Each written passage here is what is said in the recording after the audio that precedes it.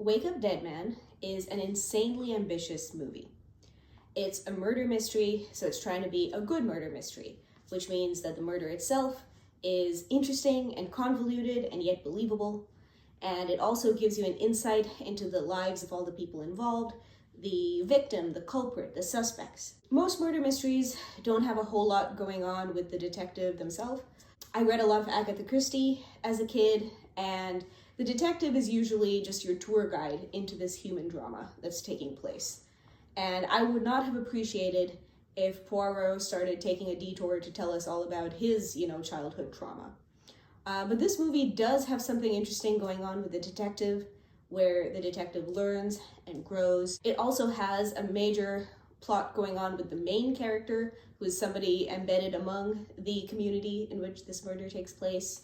And it's not satisfied with that. It needs to have social commentary and themes, so many themes and messages. And the annoying thing is that it does an excellent job of every single one of these elements. I mean, nothing has a right to be this good, but all these elements kind of fit together so harmoniously, and that's really hard to do because you need to place beats and scenes and clues for all of these things for multiple goals, and those goals sometimes conflict. So I've gotten a bit obsessed, and so I'm going to tell you about it. I've gotten this obsessed with about 5 or 6 pieces of media in my entire life, and it's all happened in the last 5 or 6 years. And I think that's around the time when I started writing, and I started reading like a writer, as they say. And so I started not just looking at the effect the book had on me, but also thinking about how the author wrote it and how did they create this effect on me. And that sounds kind of cold and clinical and like it might destroy your enjoyment of the book.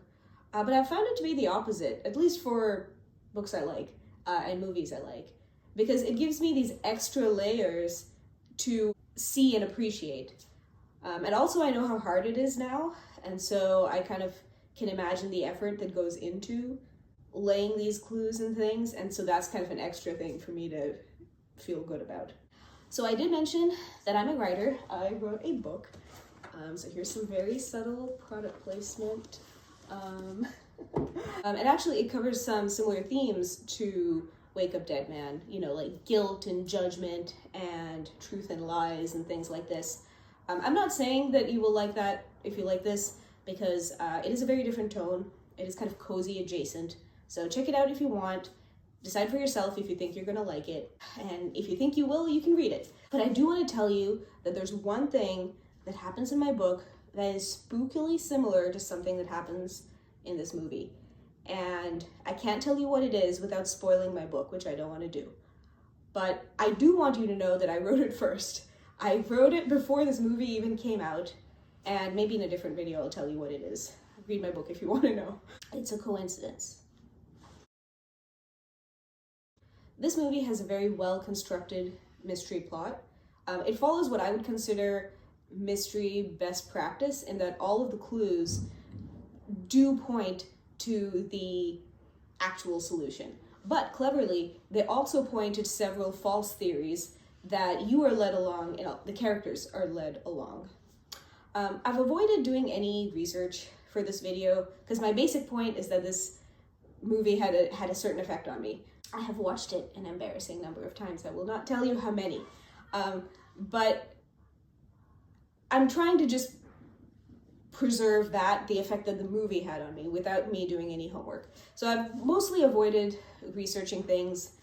I know that there are references in there that I'm not getting. Like there's some reference to several sci-fi books and several mystery books. I got most of the mystery ones. Well, I don't know. I got some of the mystery ones. I know there's something I'm missing with the sci-fi ones. And there's probably other stuff. So, but even though I'm avoiding doing research, I did see one interview with the cast where the lead actor, Josh O'Connor, mentions that this mystery plot has no red herrings. And initially I was confused because we get led towards several false theories in a way that feels intentional. And I would have called that a red herring. But I think what he's saying is that there are no clues in here or no suspects in here that exist just to be misleading. There isn't just like somebody skulking in the background for the sole purpose of being suspicious. And all the clues that are in there are genuine clues, but the order and like placement of them makes you first interpret them toward a wrong theory. But then when you have all of them and you have the explanation, they point to the correct theory. And I think that's really clever. So I'm going to kind of talk about that a little bit. So there's a lot of stuff in here that feels like it's intentional, that kind of works as either a clue or kind of a reference or a kind of metaphor for something. And I don't know for sure that this is intentional. I'm just kind of telling you that it made me think of something and it communicated something to me. I suspect it's intentional, but maybe not all of them are. And I kind of don't care either way. I'm having a lovely time. I am going to tell you about it. Oh, I will say, spoiler warning for every single thing in this movie. I am going to analyze this in exhaustive, unnecessary detail. So everything is going to be spoiled. If I don't spoil something, it's because I forgot to. So this video is not going to be worth watching if you haven't watched the movie. I think you should probably click away if you haven't seen it. I don't generally care that much about spoilers because I usually can enjoy a movie even if I kind of know the plot, but I think that doesn't apply to a murder mystery. If you know who the murderer is before your first watch, I think it completely changes the experience for the worse. So don't watch this if you haven't watched the movie. I would also say that if you don't care about spoilers and haven't watched the movie, this still isn't going to make a whole lot of sense because I will explain the plot just well enough to jog your memory. If even that, I am not going to explain the plot well enough for any of it to make sense on its own. So anyway, all of that long explanation of the importance of spoiler warnings was basically filibustering so that you can click away. And so if you're still fumbling with the YouTube controls, I'm just waiting for you to leave. Okay, so now I'm going to assume that if you are still here, you want to be here, and you presumably know a little bit what I'm talking about and how cannot be spoiled. So I'm going to try to be really fast about the plot recap. I'm assuming you've seen the movie. But basically, we open on our favorite detective, Benoit Blanc, reading a handwritten account by somebody named Father Judd, and he's describing the Good Friday murder. And when I saw this, I thought, oh, maybe he's received a letter, which is kind of a charming notion. And so we go into the account of Father Judd, a priest who was sent to help reform a very hardline church. This is kind of punishment and or a reward for him punching somebody who was unpopular in the church. We see that he has a bit of a dark secret, or it's actually not a secret. He once killed a man in the ring as a boxer, and he has confessed it, and that has kind of put him on a path to being a much better person, and he really believes in things like forgiveness and welcoming people. So he's been sent to Our Lady of Perpetual Fortitude, which is run by a controversial figure, Jefferson Wicks, who goes by Monsignor Jefferson Wicks as a title as opposed to Father. I don't know the significance of that title. I haven't looked up what it means. And he meets the people at this church, namely Wicks and Martha, who runs a lot of the operations of the church, and she also has a husband who's the groundskeeper of the church, named Sam. And, you know, we meet these two at the church. They are kind of eccentric, and they also have really fire and brimstone views. And one of the founding myths of this church is about Jefferson Wicks's mother. She's referred to as the harlot whore, which is redundant, and so it's kind of funny and sticks in your mind. And her big mistake that got her ostracized and condemned and made an example of is that she had Wicks while not being married. And so her father, who is Wicks's grandfather, disinherited her in a pretty spiteful way, and she died soon after. and her name is Grace. So Wicks and Judd clash a whole lot. They have very different views about how the church should be run. Wicks has a bit of a cult of personality with the congregants at this church, and he also has very angry teachings. And Judd is trying to live his values about peace and forgiveness and welcoming, though we do see that he is not really able to live them as much as he wants to because he's fighting his own temper. His temper kind of bursts out in unpredictable ways, and he kind of ends up punching people. And it's a little bit funny, like it's first framed as a funny thing, and then it's framed as a kind of tragic backstory that is comfortably in the past. And we're kind of used to this. We're used to characters who are the good guys still having a dark past that they have overcome. But we kind of see over the course of the movie that it's kind of more of a problem than we thought, and it's a little bit shocking when we kind of see him hit an old lady. And so he is trying not to give in to hate and anger. And so these two are clashing, and finally Wicks manages to break his resolve, and he gives in to hate. And so when their relationship is at its worst, Wicks gets murdered, stabbed in a seemingly physically impossible way, where he gives a sermon, goes into a little closet with no one or nothing else in there, and then collapses, seemingly from a stab wound.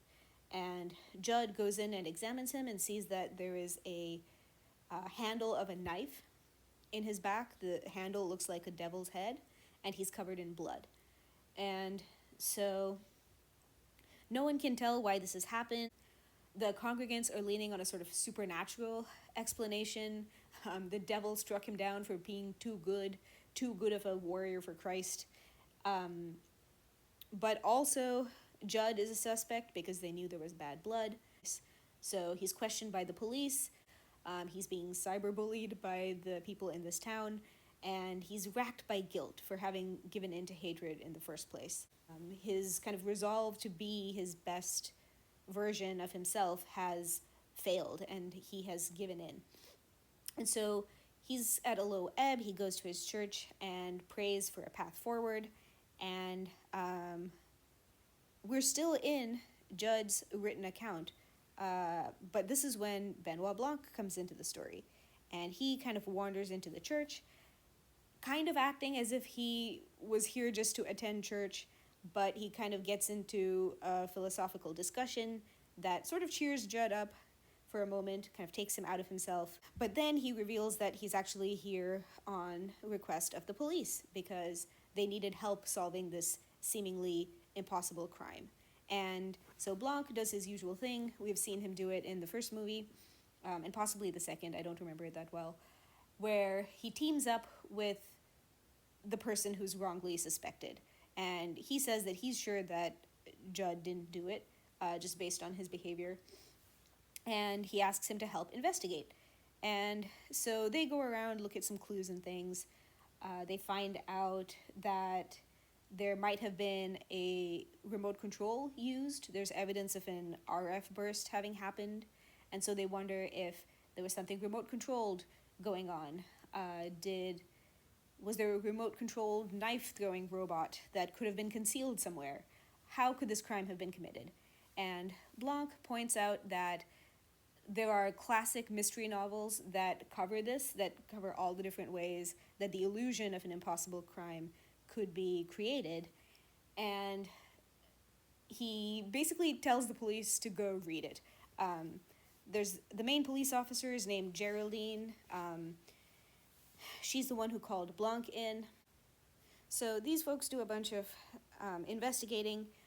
Judd is feeling optimistic that if he goes through with this investigation, hopefully he will be able to get his life back, go back to being a priest, doing the thing that matters to him. And then they get what seems like all the clues, all the evidence that should be relevant to this crime.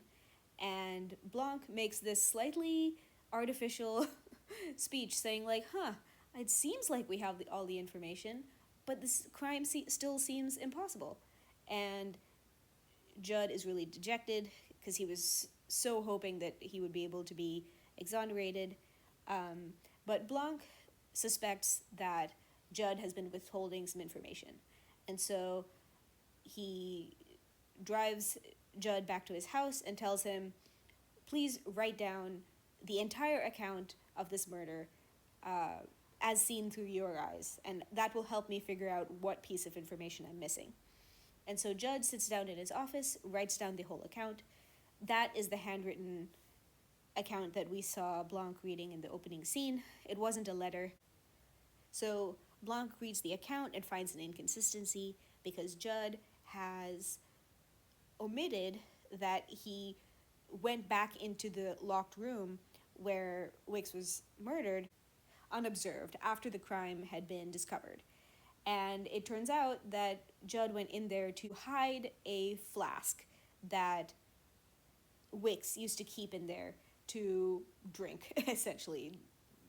Wicks was an alcoholic, and he hid it. Sam, the groundskeeper, is also an alcoholic and looks to Wicks as an example, and that saved his life. And so Judd concealed Wicks's alcoholism to preserve Sam's faith.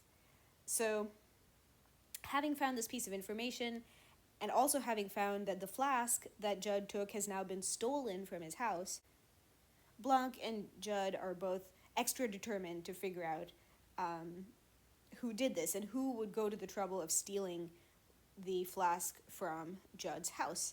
It's also implied that this person might be framing Judd, and so this kind of scares Judd into taking the investigation more seriously. They think these suspects might be some of the attendees at the church, who are referred to as the flock. It sounds a little funny to me, but that is what they're called.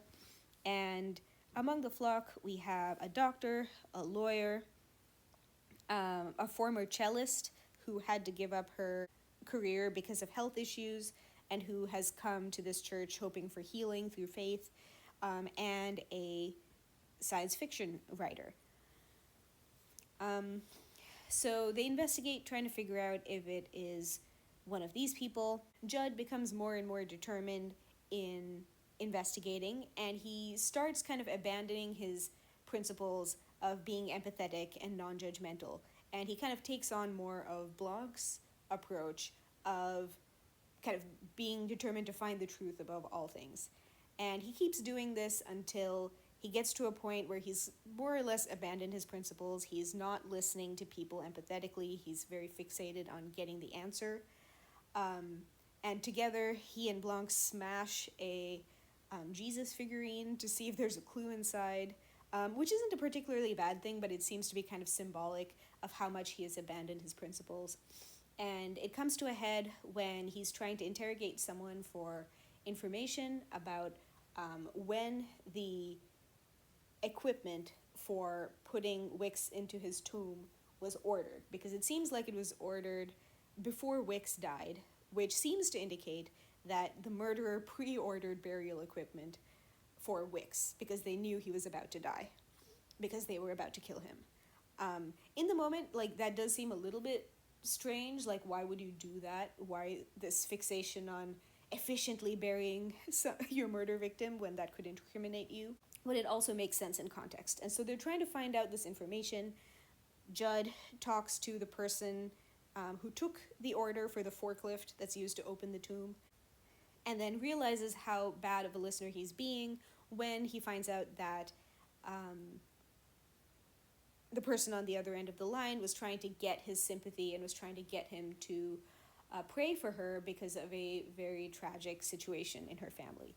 And so this all kind of comes to a head. He realizes he's abandoned his principles, and so he's done with the investigation, and he tells Blanc, I'm going to go back to what my purpose is. And so he runs off into the night. Blanc has urged the police to read some of the classic mystery novels that a church book club was reading that may have been a model for this murder. So his theory is that somebody in this church read the book and intentionally imitated its methods to create a seemingly impossible crime. And so the police have finished reading and have figured out a possible solution, which is that the way this crime is often committed is that you create confusion about when the murder actually happened. And so the first person to go into the locked room, supposedly after the murder, uses having seen the murder as a pretext to go in and do the stabbing. Basically, the way you would do it is that you would look into the closet and be like, oh no, the victim has been stabbed. And while everyone is kind of hurrying to see, you go in first and then you stab. And so it seems like no one was in there when the stabbing happened. So, having read this theory in the book The Hollow Man, the police, namely Geraldine, come to the conclusion that the first person who went in must have been the murderer, and the first person who went in was Judd, so she wants to arrest him. And Blanc covers for Judd. He prevents her from arresting him.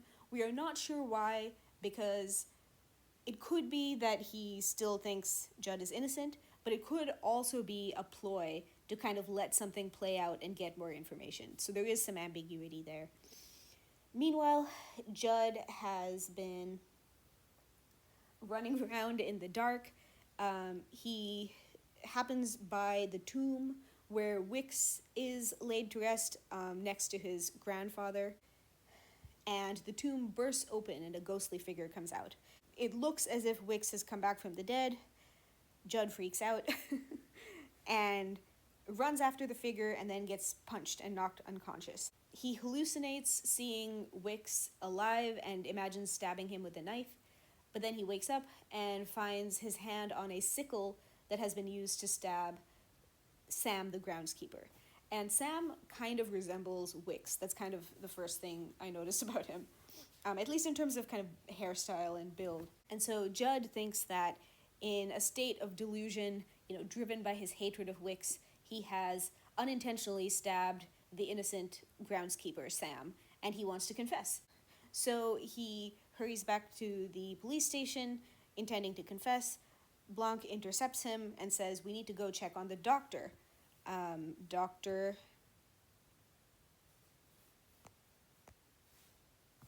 Dr. Nat, who is basically struggling after the dissolution of his marriage.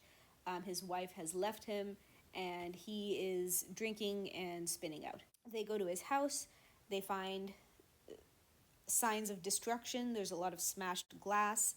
And so they go into the basement, and they see that the missing body of Wicks that had disappeared from the tomb is here, hunched over a tub of acid with his hands around Nat's neck, who is nothing but a skeleton at this point, and can be identified by his wedding ring, which we have been shown many times as a thing he fidgets with and a symbol of his inability to move on from his lost marriage.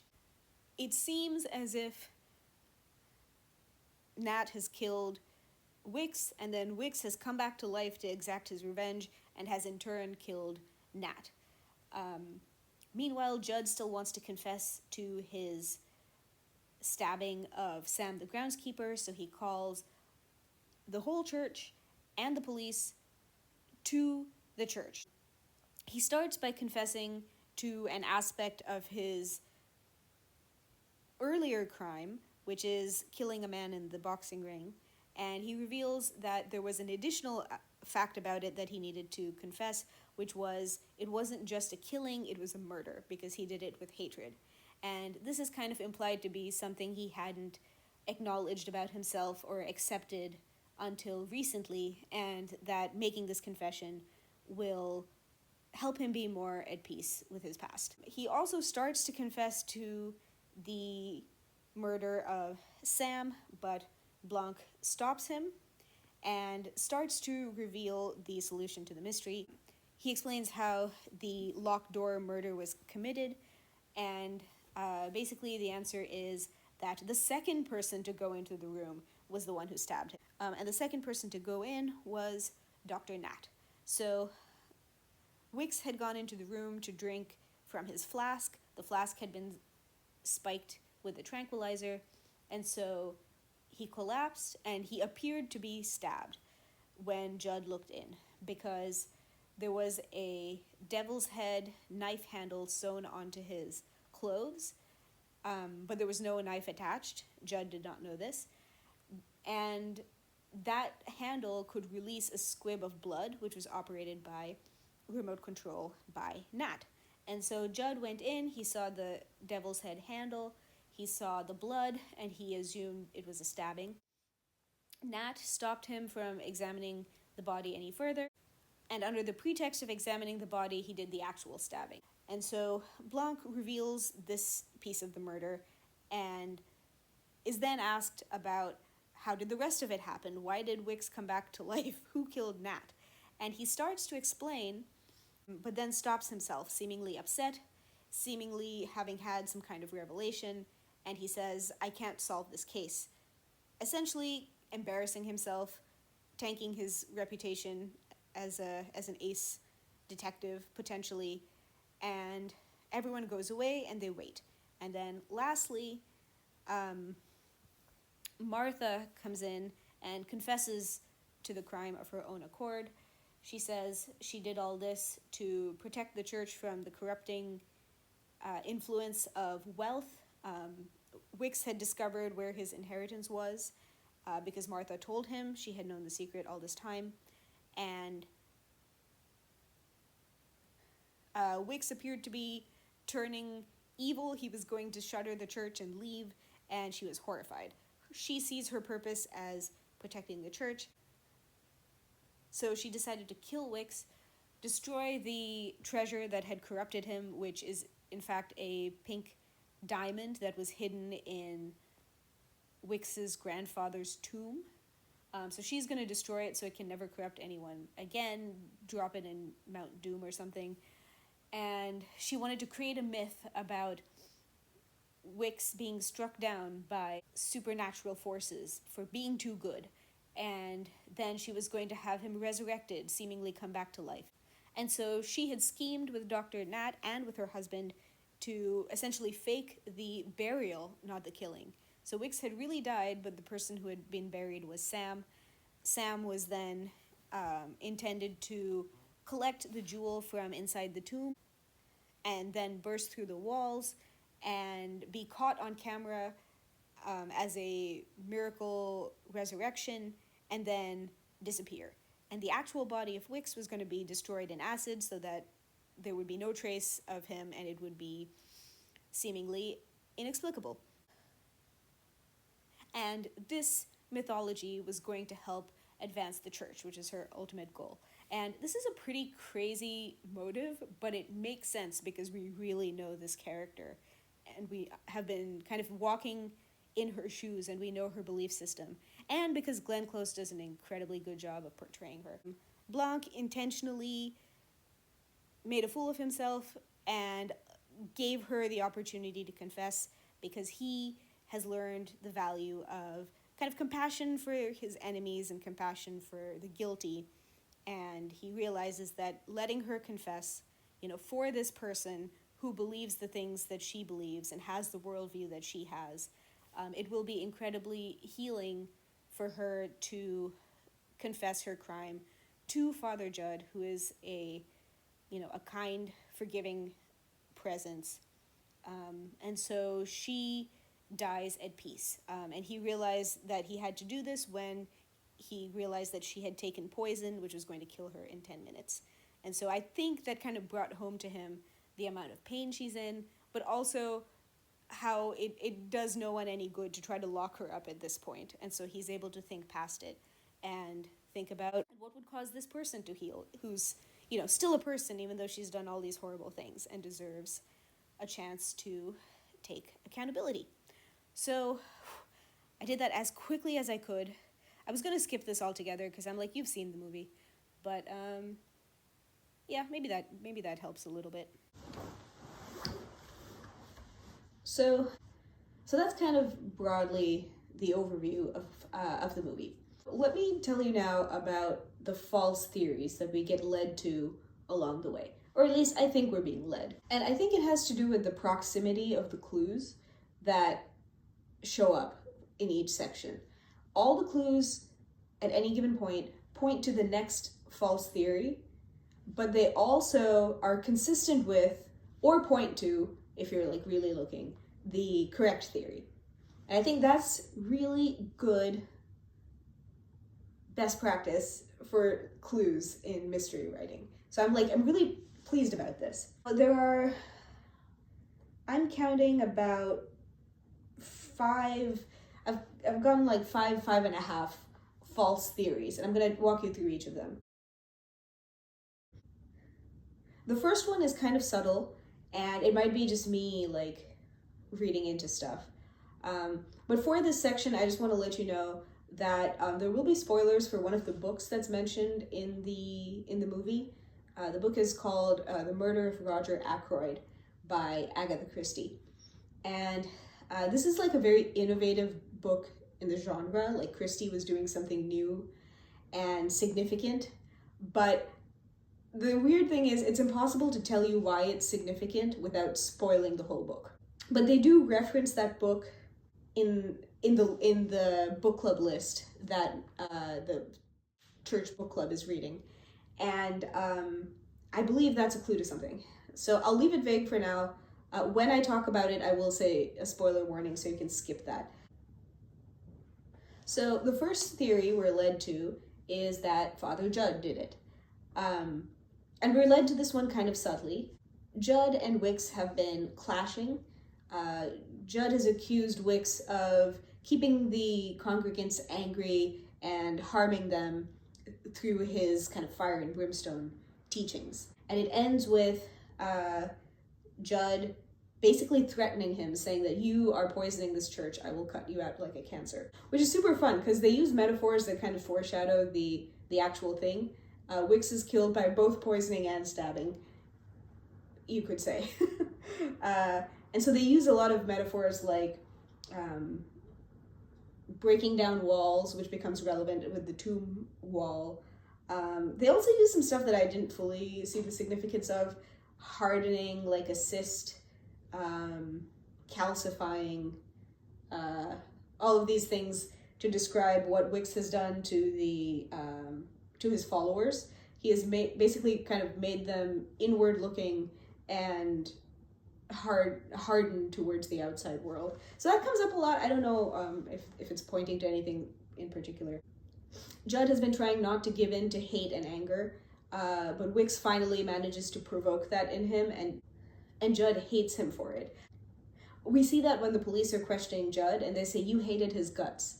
And he kind of does his usual lie by omission kind of cutesy statement thing where he says, I don't hate any guts, which is his way of avoiding saying, I didn't hate Wicks, because that is a lie. He did hate him. The thing that made me wonder if Judd did it was a silly thing where we see him with a Dell laptop.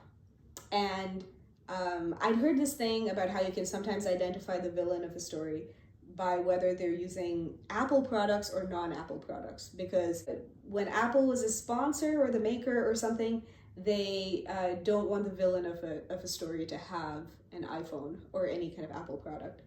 And my brain started spinning because you see Judd looking something up on a Dell laptop, and I was thinking, wait, did Apple make this? Is not Apple TV. Does that apply here? Should I read anything into this Dell laptop situation? I don't want Judd to be the killer. I like him. He's such a great character. So I was like, it just got me spinning. Maybe that's intentional. I kind of suspect it is. The next thing that made me suspect him is, and here's where the spoiler bit starts. So jump to this time code if you don't want to be spoiled for The Murder of Roger Ackroyd. And you don't want to be spoiled for it. Go read it. It's quite fun. And it's like a big innovation in the mystery genre. So it's hugely significant. You're not going to regret reading it. So, this video is super long. Go read it. It'll still be here. Come back and watch the rest after you've read it, okay? And, okay. So I'm assuming that you're still here because you have read Roger Ackroyd now. So the thing about Roger Ackroyd is it's very unusual because there's a narrator doing a written account describing the lead up to a murder, and he's kind of embedded in the community. He's been there for a while, and he ends up being the assistant to the detective when the detective comes on the scene. So we've seen this setup before. Agatha Christie has kind of done a lot of stuff where she changes who the narrator is. Sometimes the narrator is kind of omniscient. Sometimes it's Hastings, who's kind of a Watson-like character for Poirot. And sometimes it's just somebody else. It's somebody who's in the community where the murder takes place, and they kind of give the account, and they help Poirot when he finally arrives. Or Miss Marple. So this happens a lot, and it's a formula I really like. But in Roger Ackroyd, she does something weird. Ackroyd gives the account, but he kind of skips over something. He's an unreliable narrator, and there are very subtle clues that he's unreliable, but it's like you can only catch them if you read it a second time. And then it turns out that Ackroyd had done the murder, and we get to the end, and Poirot has caught him, and he's still writing, and he says, "I'm writing this from prison. And I did the murder." And the part where he did the murder, he kind of skipped over. He said a whole bunch of stuff, and then he was like, "Oh yeah," and then some other stuff. And he skipped the part where he had gone in and murdered Mr. Ackroyd. I don't remember much more details, but I remember this was like mind-blowing. And so that was a big innovation. And that is pretty much the exact same structure as this first bit where Judd is giving a written account. We don't know the circumstances in which he wrote it. And then the detective comes on the scene, and he might have skipped over something. And he did. But the thing he skipped over, we find out now, is not that he did the murder, but that he concealed the flask. And so it kind of ends in this confrontation between him and Blanc, where Blanc says, "Why'd you do it?" And so there's kind of this like, "What? Judd did it? No, I don't want Judd to have done it." And I could kind of see the reaction in the theater. I watched this in theaters quite a few times, and people went, "What?" And yeah, and it's great. There is a part where Judd, right after the murder happens, when he's giving his account, they cut to him writing, and then he just kind of pauses and thinks, like, now what should I write? And in the moment, it looks like he's just reliving the horror of discovering the murder, but you can see that that's where he skips over the bit in a kind of like lie by omission, kind of a cutesy thing where he doesn't really want to lie, but he just leaves something out. So he had skipped the part where he went back into that closet, found the flask that he had concealed earlier, and kept it to take home. So that's the first theory. We're kind of led to believe that Judd might have done it. And it's a little subtle. I think not everyone's going to necessarily pick up on the Dell laptop thing. It might not even be a thing. I might just be making this up. And not everyone's going to have read Roger Ackroyd. So I don't know how it would land if you didn't pick up on those things. But I remember at the time I was kind of like, I'm picking up on stuff. I don't want to pick up on this. I don't want it to be Judd. So that resolves when Blanc confronts him about the flask. And when they realize the flask has been stolen from Judd, that's kind of what makes Judd determined to do the investigating. So for this next bit, Judd is like an active participant in the investigation, and he's finding that he's kind of good at it and he likes it. And so we start getting led to the second theory, which is that the flock did it. So they find out that the flask has been stolen, and Judd has this horrible realization that one of these people that he's been trying to help, that he has given the benefit of the doubt to, is untrustworthy and trying to frame him for this murder. So now we start turning our attention towards the flock a little more, and they go question them, and they find out the thing about how Wicks turned on them. We learn that Cyrus is Wicks's son, so Cyrus could potentially have a motive to kill him because he will inherit, and Wicks claims to have found the inheritance. But then also he killed him before he actually located the inheritance, and Wicks didn't tell him where it is, so that's kind of a, if that's the motive, he did a bad job of criming. We found out that Vera Draven, the lawyer, has given up her dreams and been basically forced to raise Wicks's secret son, and she could want revenge. And also, when this is revealed, Wicks, for seemingly no reason, turns on all of the congregants and says, I will destroy you. I will reveal all your secrets. I will destroy the doctor's medical career by revealing that he has been practicing while drunk, and so he will lose his medical license. I will destroy the sci-fi writer's book.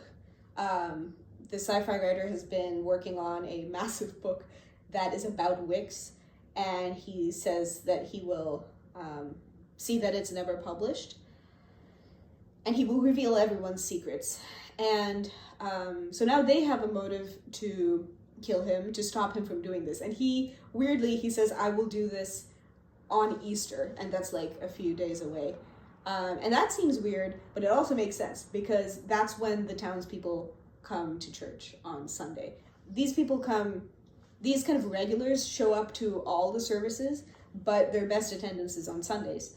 And so he says, when everyone comes in, I'm going to destroy your reputations. And you know, you should never do crazy stuff like this. You shouldn't say, I'm going to destroy you a few days from now, because that's when people try to kill you. But it makes sense. And then he has been promising kind of healing from a medical condition to the cello player, Simone, who has kind of put all of her faith into this one figure to heal her. And when he reveals himself to be, you know, just like dreadful and a charlatan, she has reason to kill him potentially, which is revenge for taking her faith and destroying it. And we've set up earlier where she says people taking advantage of faith is the worst kind of evil. So, you know, she has a reason. So we're kind of led to think it's one of them. All of these motives are kind of dropped on us close together. And then they find that somebody pre-ordered the construction equipment that was used to lay Wicks to rest. So you need construction equipment to open the tomb. And so there was some sort of forklift used to open the door and put Wicks in his coffin. So again, they think it's one of the flock. They pre-ordered the equipment to bury the person they just killed. And it happens kind of fast. This seems a little crazy. Like, why would you do something that incriminating? Why are you in such a hurry to bury the guy that you are about to kill? Why not just kill him and then let someone else order the equipment? But we do see why they think that. They think, oh, okay, so someone was trying to be super efficient and get ahead of this. And so they pre-ordered burial equipment. And that must be one of the flock. After Judd has sort of turned this eye of interrogation onto the flock, he suddenly becomes horrified with himself. And it's done very well because it's been set up that kind of, you know, interrupting is a sign of bad listening and gets in the way of connection. And Judd has by this point become so eager and goal-oriented about solving the murder that he smashes a Jesus statue to see if there's a clue inside it. Or at least he allows Blanc to do that. And then he gets on the phone and he becomes so insistent about getting information that he interrupts the other person and he kind of rushes them, and he doesn't see them the way he normally would as someone who needs sympathy. And it's brought home when that person turns out to have something they need help with. And so when they finally have to push him to help, he kind of becomes horrified with himself and realizes that he has changed, and he runs off. But we have all of this that led us to think it was one of the flock. That's all one theory. We're not really directed to a specific member. But I think that kind of works, because with the amount of ground they're trying to cover, we don't have time to focus on each of these suspects. So they just bunched them all, package deal, the flock. Okay. So now we hear Wicks's final sermon, you know, the one he gave like minutes before he was murdered. And he says a lot of stuff about, he says especially unhinged, angry stuff, like even for him, during that sermon. And it includes stuff like, having been betrayed, he will rise again, he will rise to power, and he will get vengeance on those who betrayed him. So now we're on to the next theory, and we get a whole bunch of clues back to back that point to Wicks faked his own death. So the first thing that happens is that Wicks seemingly bursts out of his tomb and walks away. We start to think, oh, okay, and someone pre-ordered burial equipment, which is kind of a crazy thing to do. Did he fake his own death? Did he want to seem like this supernatural figure? Because we've seen him self-aggrandizing and doing a lot of crazy myth-making around himself. So that sounds like the kind of thing he would do. He would be like, I'm dead, I hate you all, and then, burst out and get vengeance. It's nuts, but he might do it. So we're kind of like led a little bit down this theory, and then we have the police examining the empty coffin, and they're saying, but he couldn't have faked his death. Like, we examined the body, and he was like 100% medically dead. Shows sometimes do this thing where somebody's faked their death by taking some kind of drug that slows their heart rate, and somebody needs to sign off and say they were dead, and that person's in their pocket and has kind of falsified it. There's all this stuff that sometimes happens. Stuff that couldn't have happened here because they're very blatant about showing us like how dead he was. They do a lot of stuff kind of batting the body around and being like, yeah, he's dead, isn't he? So we're led a little bit down this path of like, well, maybe he faked his death, but that can't be it. And then while they're doing that, Judd, who was trying to find out who made the call for the construction equipment before the murder, gets the answer, and it turns out that Wicks made the order. So now it seems like Wicks faked his death, but he couldn't have faked his death. So Wicks actually rose from the dead, like he literally died and he literally came back to life. And we know that this is not a movie where this kind of thing happens, but we're like, what else could it be?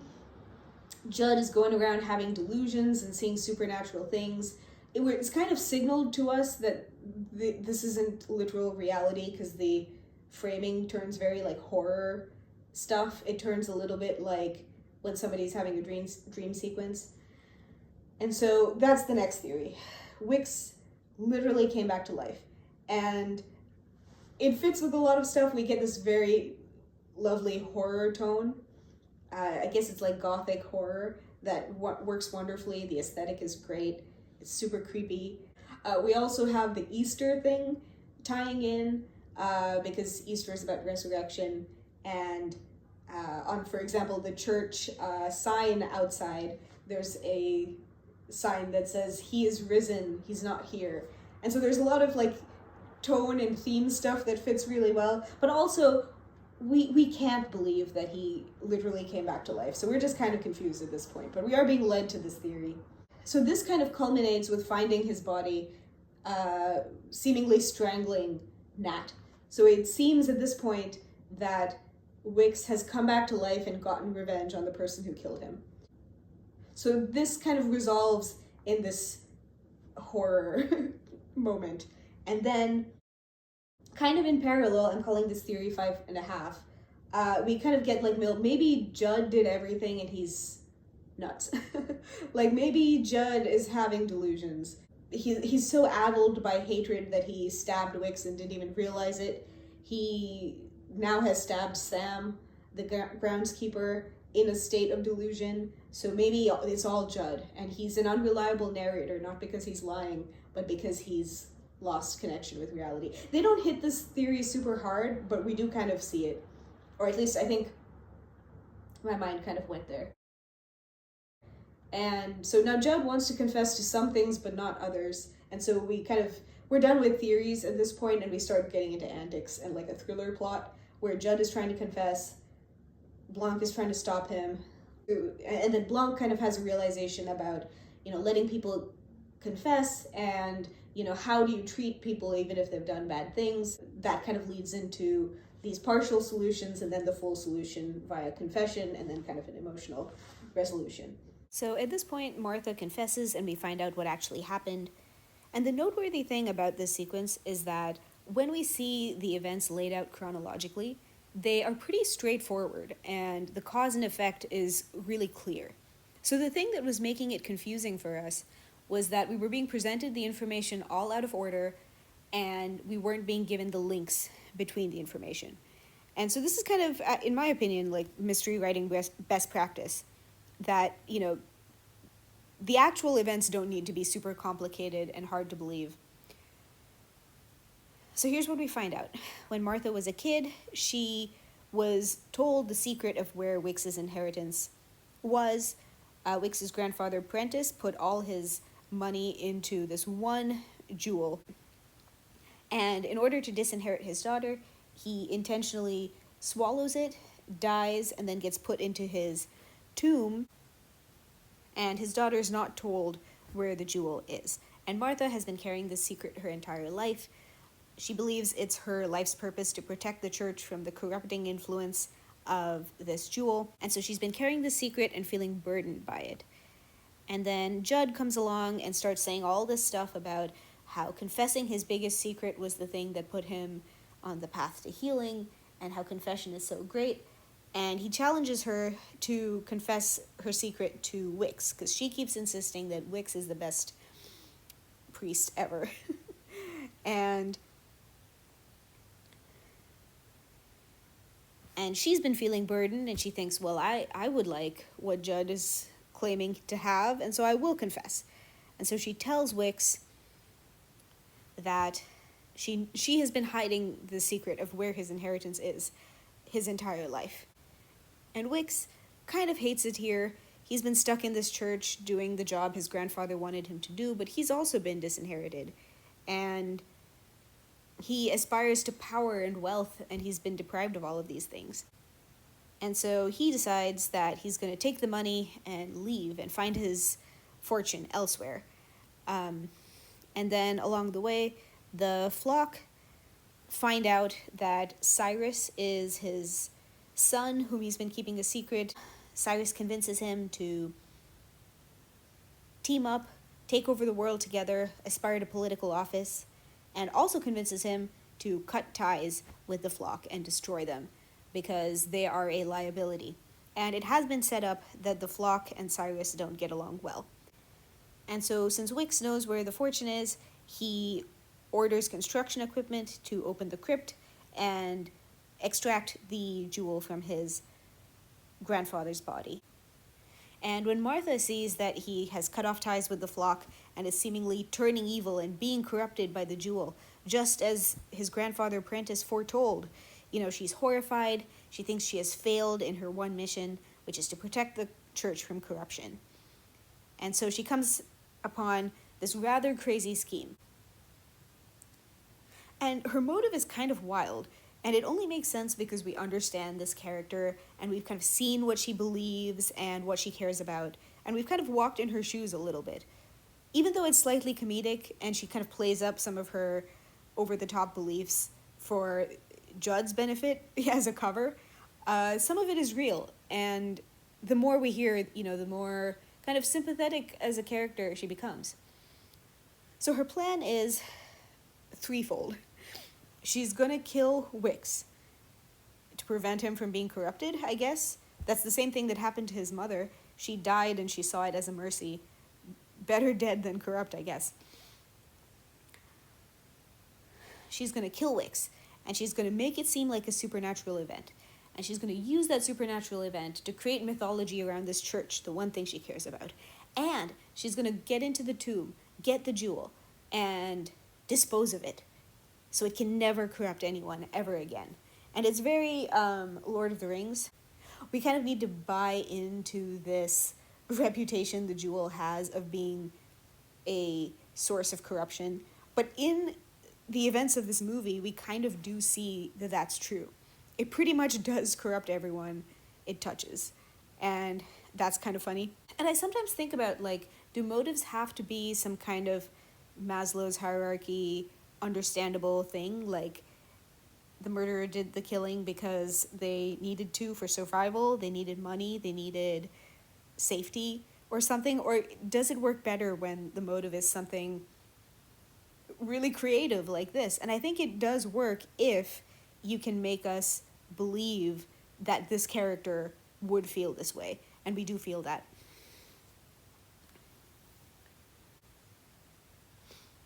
And so she does the murder, and She wants it to seem impossible to solve and supernatural. She's not trying to frame Judd. We'll see that all the framing of Judd only comes from Dr. Nat, her accomplice. She wants it to seem like the actual literal devil did it. And so she does the murder, and then afterwards she keeps talking about Wicks rising again. She kind of uses parallels between him and Jesus. And so she wants to make him seem saintly.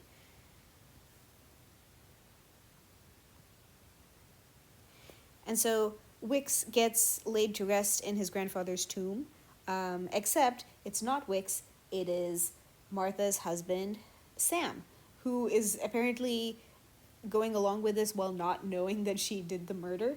But he knows that he needs to help create the illusion of being resurrected. So he goes in there, he swaps places with Wicks's body, and he will bust out later in the middle of the night and be caught on camera looking like a ghostly figure of Wicks. And that's going to be the foundation of the new mythology of this church. And so he gets the jewel out. This is important. They need the jewel so they can get rid of it and destroy it, and save the church from corruption forever. But again, this jewel is in fact corrupting. And so as soon as Dr. Nat sees it, he changes his mind and he decides to kill Sam, frame Judd for that murder because Judd just bumbles in the middle of all of this, and kill Martha and take the jewel for himself. And again, this fits with his motives because he feels inadequate, he wants his wife back, he thinks money will help him with that, even though that's kind of ridiculous. But again, we believe that this character might believe something that ridiculous. And so he kills Sam. And so this is where Martha has a bit of a turning point, because all this while she's been saying things about Wicks being a risen savior and being resurrected and rising again. But she never makes any mention of vengeance. Wicks talked about vengeance in his last sermon, because that's his thing. But the loss of her husband here, which is very tragic and kind of moving, like there's so much going on at this point. But her grief is like really real and palpable. That's when she starts screaming about vengeance, and so she morphs the myth that she's creating. It's no longer about Wicks just waking up and going to heaven and saving people.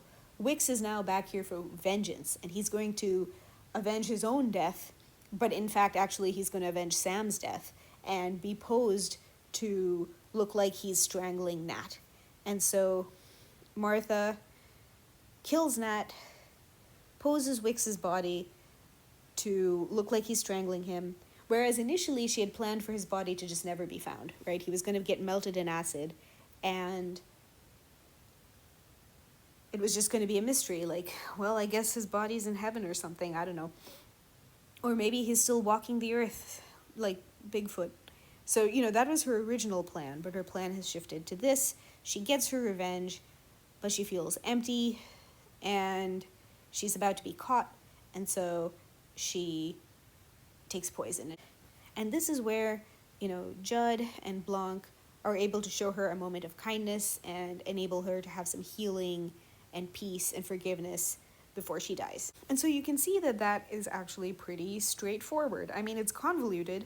You've got 3 people participating in this, and betrayals among them, and changes of plan, but it's not impossible to wrap your head around. And it's really satisfying because we saw all those little bits and pieces of the picture in the form of clues, and now we can see how well they all fit together and make this really logical, clear story that we couldn't see before. So I mentioned that Martha's motivation is a bit like Lord of the Rings. So speaking of the Lord of the Rings thing, you kind of need to buy into this corrupting jewel idea for the motive to land, I think. And around the time that we learn about this, they start layering in a couple of Lord of the Rings references, I think, just kind of subtly. So the first one is in Wicks's final sermon, he uses the phrase, "You shall not pass." which is a famous Gandalf quote. And it seems a little goofy and out of place, but also we're kind of getting the sense that Wicks doesn't have a whole lot of substance, and his sermons are just a lot of hot air. So he might put a Lord of the Rings reference into his sermon, but that's the first one. And then a little later, when Wicks is cutting off the flock, the sequence goes that his hypocrisy is revealed. It seems as if the flock might also turn on him, but they come around and say, no, we still support you, before he cuts them off. And in saying that, one of them says, you have my sword. And another one says, and, which sounds like it's going to say, and my axe, because that is a very often quoted couple of lines from Lord of the Rings. But then the and turns into a joke, because the person who says that goes into a very ridiculous monologue. So they start kind of layering in the Lord of the Rings references. And then the framing around the doctor holding the jewel, he's crouching in a very like Gollum sort of way. So you kind of have to buy into this motive, because it is kind of crazy. And that is a point that comes up, that you really need to put yourself in the shoes of the killer and kind of believe what they believe in order to understand why they did it and what really happened. While we're on that flock scene, I'm just going to add, there's a couple of references back to back to the sci-fi writer Lee Ross being kind of a stand-in for like elected Republicans. And those all come close together. Like up till now, we've only known that he's kind of a paranoid person.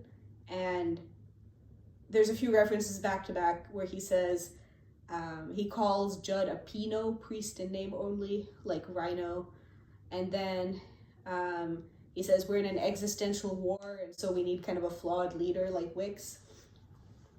And then he says, literally nothing you say or do will make us turn on you. And maybe you need to be kind of someone who reads a little too much political news to know about that, but there is some like Trump Republican parallel. Yeah, so like getting all of these references, there's going to be so many more.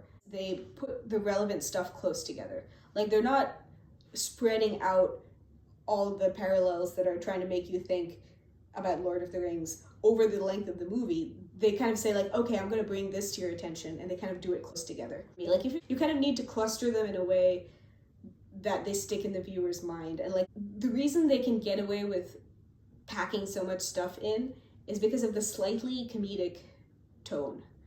And things can happen just kind of a little too fast with like comedy timing. And you don't need to like dwell on each point and try to have it build realistically. It's sort of like 30 Rock, where the joke density is so high. Like you can make the joke density also be the clue density, because they do a really good job of having each scene multitask as a character moment, an exposition piece to give you clues, a joke. And that's kind of writing advice that I've received. Generally, it's like it's out there that every scene should do as many things as possible. You don't want to have one scene to establish a character, then the next scene gives you world building, the next scene, you want to have one scene do as many things as possible. And this is an amazing example of doing that successfully. I'll give an example of one scene that multitasks like crazy. So there's a scene early on where they first show you the crypt. You find out that there is a door. We find out how it opens and the mechanism about it in a way that is like, I know that I'm being fed information and it will be important later, but I'm like, I want the information. So when they cut to this scene, they jump straight from a line where Judd is saying Martha knows where the bodies are buried, which is usually metaphorical, but then they jump to a literal crypt, so that works as a bit of a joke. We also have the circumstance where Sam, the groundskeeper, is whitewashing the tomb because it has been graffitied by local kids, and Whitewashed tomb is used as a metaphor later, and so this is setting that up. There's also another joke in here where Martha doesn't recognize what has been graffitied onto this wall and she thinks it's rocket ships. And so that works as a kind of character moment for her, showing us that she is not really super in touch with the real world. And lastly, it becomes a bit of a bonding moment between these two as they react to the joke. And the affection of Judd for Sam is actually an important plot point, so they set that up. Judd's affection for Sam is what led him to conceal the flask. So it gives us that character detail. The choice of graffiti kind of reminds us of the weird kind of sex obsession that this like purity-focused culture has. It's already been established. And I like how Glenn Close says rocket ships. I'm just happy to hear her say that with that inflection. He's painting rocket ships all over his sacred resting place.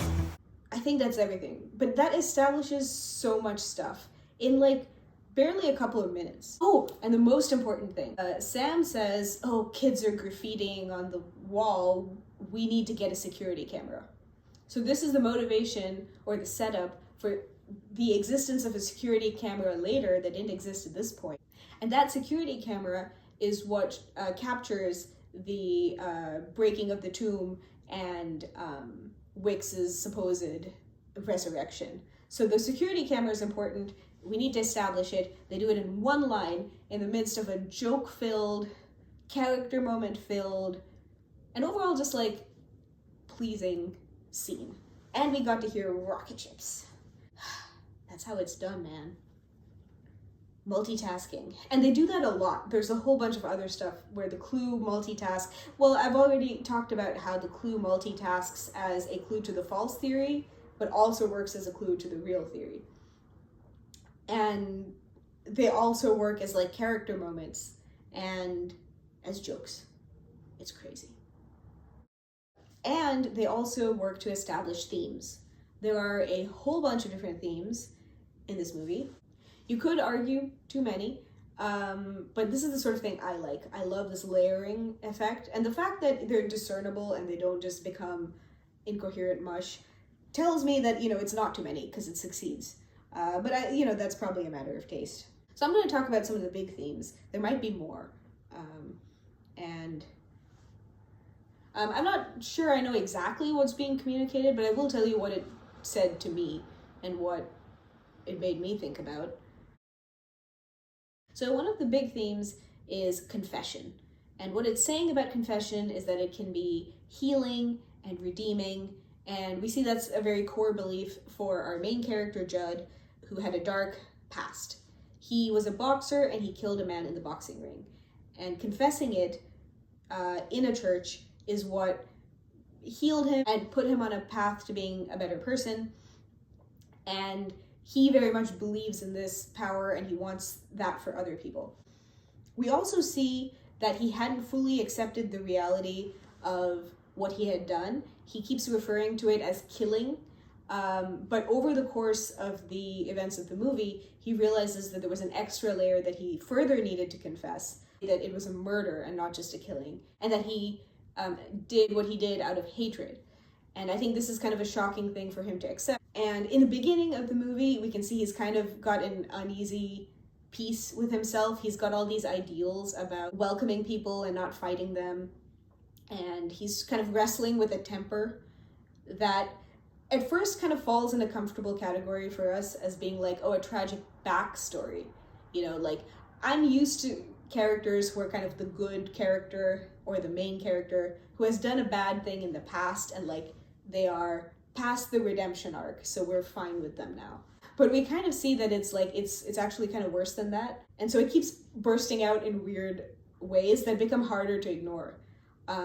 It's not just that he punched someone and killed them way back in the day. We see him punch someone right at the start of this movie, and again, it's slightly in a comfortable category for me as an audience member because it's funny, right? He punched someone who kind of deserved it, but we kind of see over the course of it that it's kind of a problem. It becomes a little more shocking when he hits an old lady in a way that's like unjustifiable. In fact, It happens when Martha says, "You hated Wicks," among other things, which is the thing he's trying to deny, right? So he's kind of in denial about things, and he needed to confess at the end to get to what we see at the very end of the movie, which is him in a much better place, more at peace, more able to kind of live the values he's been espousing in the entire movie. And so the narrative kind of lets him confess to the distant past crime, and it kind of works as the resolution of an arc. And of course, the other big appearance of this theme is that the mystery plot is resolved by a confession. So usually the mystery plot is resolved by the detective giving a grand speech, explaining their thought process, and making the connections between the clues that we couldn't see before. And they set us up to expect this in this movie. It is an absolute staple of the genre. Pretty much every mystery story I've read ends with this scene. And Blanc says it's his favorite part of the process. He sees it as a game, he sees it as a checkmate, and it's fun. And in a way, that's kind of a callous way to think about something this serious and high stakes. But it hasn't been an issue in past movies because the culprit in that case has been completely unrepentant and dangerous and entitled, and he's somewhat justified in doing whatever he can to bring that person to justice. But in this case, the culprit is someone much more likable, much more pitiable, and someone who actually might confess because she has a very strong belief system and wants to be a good person. And even though she's done pretty awful things and been quite spiteful and judgmental her entire life, we see that, she's a person with feelings and so deserves a chance to make things right. And allowing her to confess of her own free will is kind of a kindness because it allows her to have a moment of peace. And Judd, of course, has seen the value of this all along, but by this point, even Blanc sees the value of it. And I think it's because her actions kind of during his speech, when he starts to explain the mystery, indicate to him how much, pain and suffering she's in and how little it will matter that he unmasks her. How little point there is in his checkmate, how shallow that will be. And so it allows him to see past his usual concerns and see the person behind the guilt. And it lands in a very emotionally satisfying and I thought quite moving way.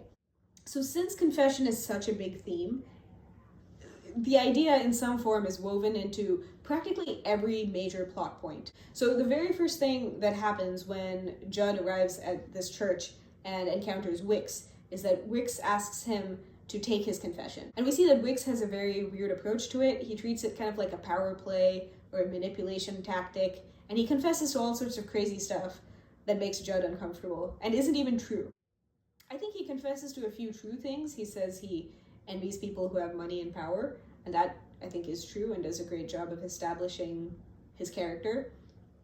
But apart from that, he just kind of sees it as a weapon or a tool to use on people. And then the big thing that happens and sets this murder in motion is a confession. Because if Judd hadn't challenged Martha to confess her big secret to Wicks, since she claimed that he was such a trustworthy person, she wouldn't have told him about the secret of the inheritance, and he in turn wouldn't have tried to close the church, and she wouldn't have murdered him. So that one confession basically set all the events of the plot and of the murder in motion. And then for the whole kind of climactic sequence, again, confession comes up a whole bunch because Judd wants to confess to killing Sam. And there's a whole lot of antics about him trying to confess, Blanc trying to stop him.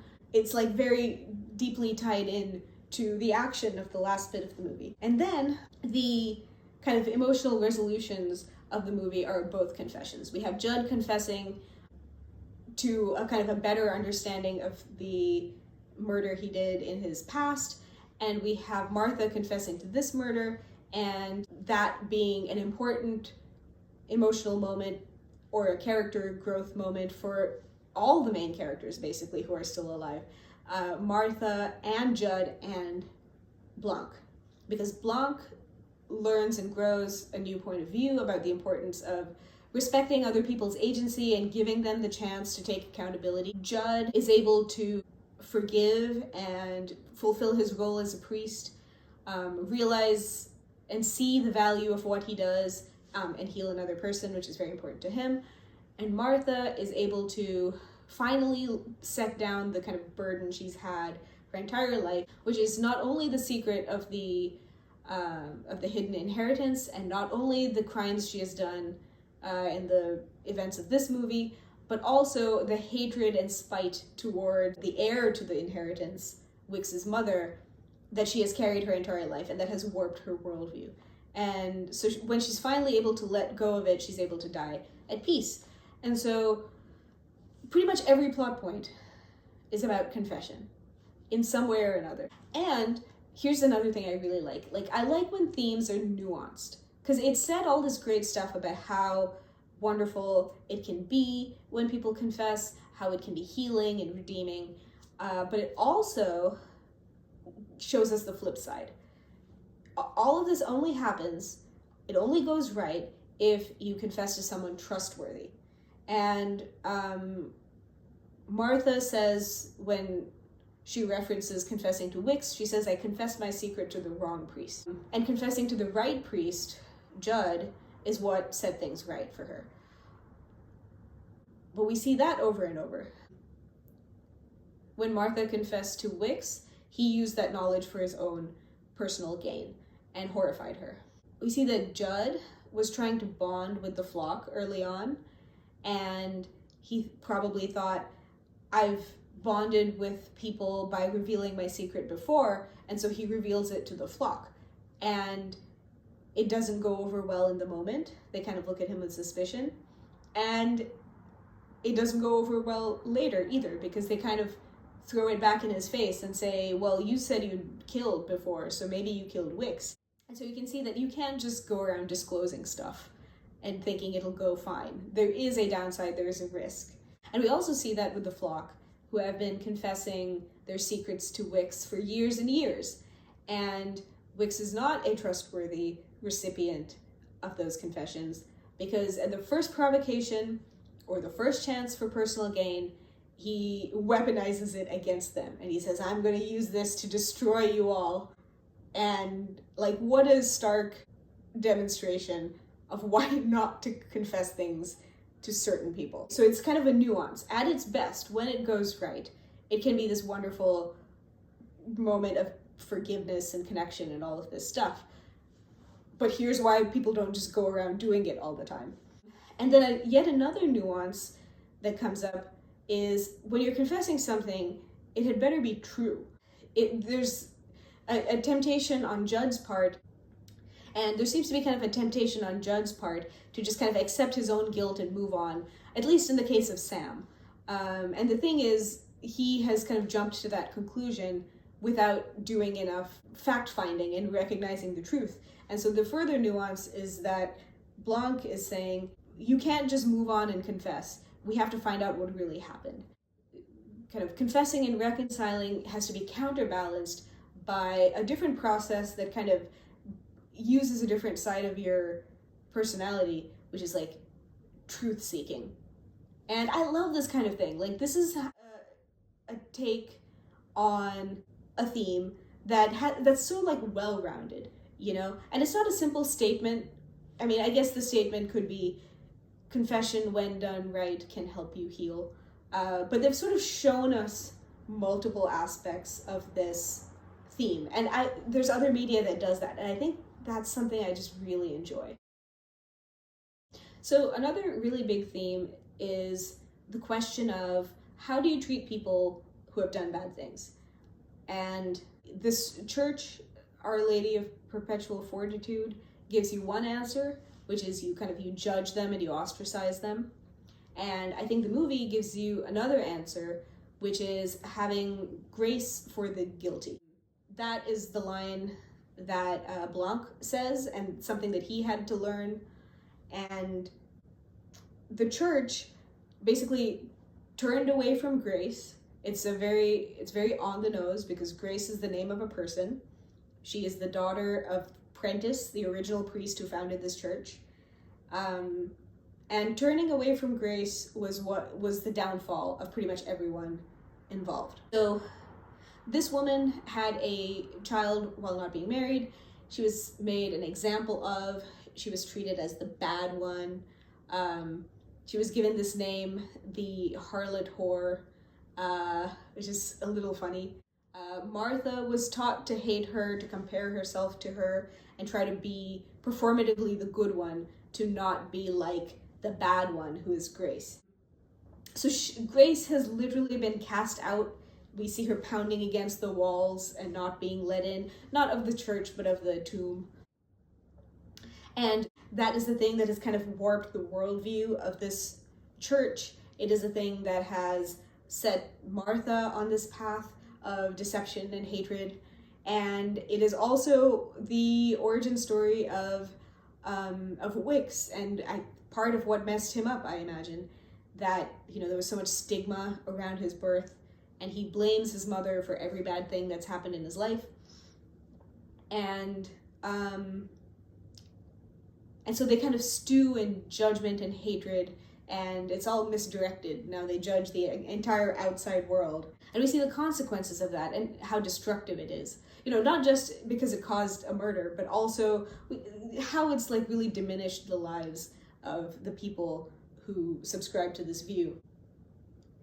And so we have Judd, who's kind of trying to be a counterbalance, and he, you know, talks about not bringing the guilty to justice, not just judging them, but forgiving them.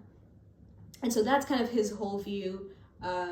Grace for people who have done bad things, which is essentially everybody. People do bad things, they're still human beings, you still have to treat them well, they still deserve your sympathy or empathy or whatever terms he would use. I'm not religious.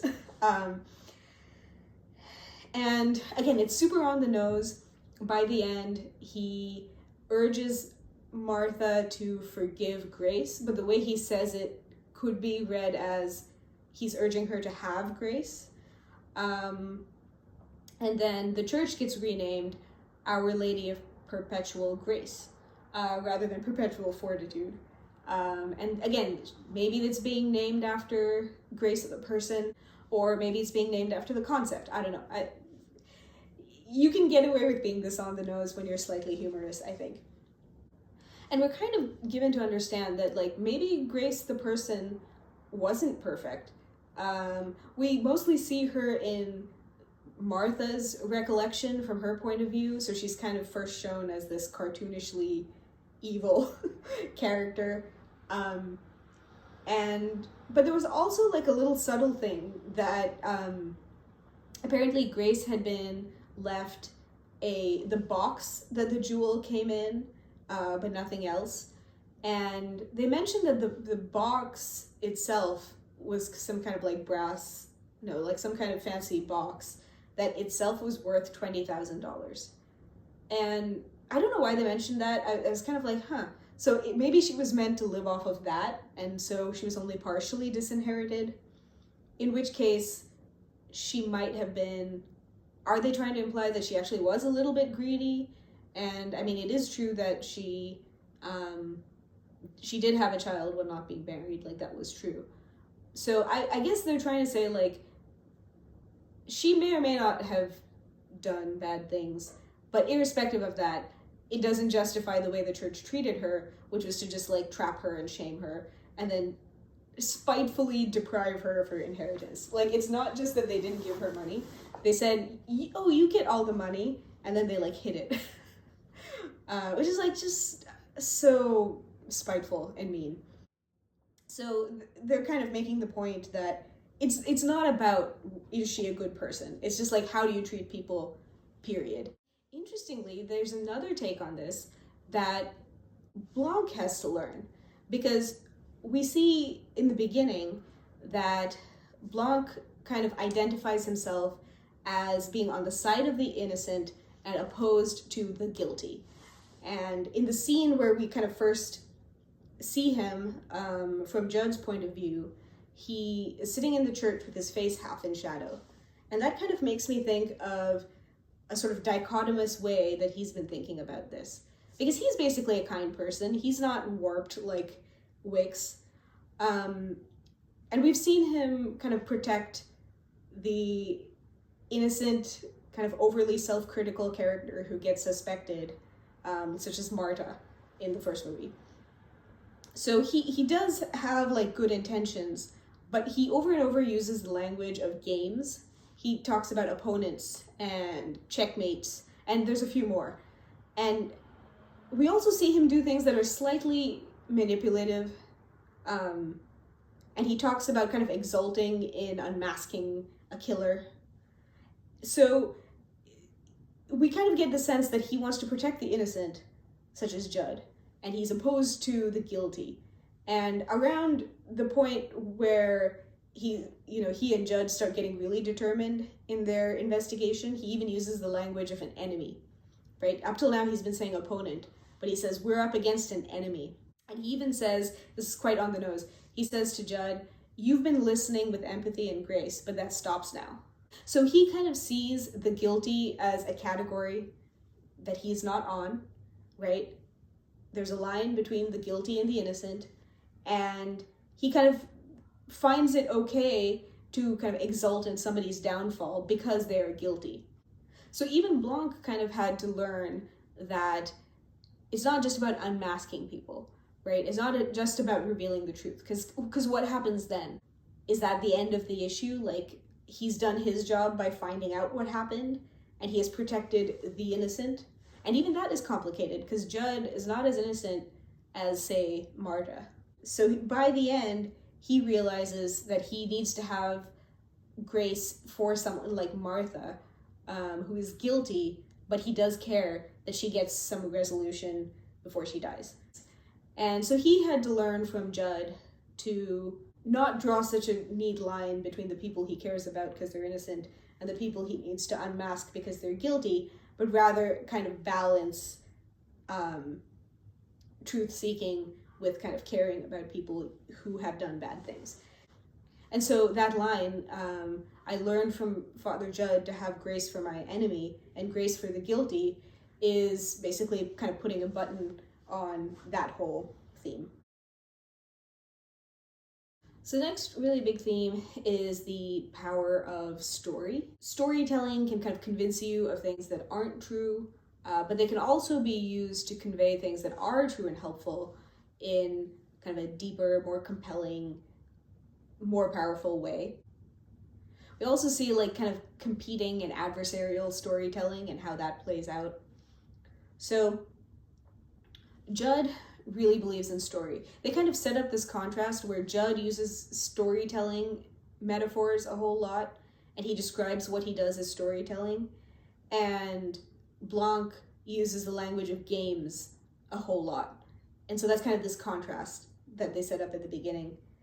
And Judd kind of has this story about his own past, which is that he did a bad thing and Jesus saved him and he is fine now, and now it's his job to basically help and forgive everybody.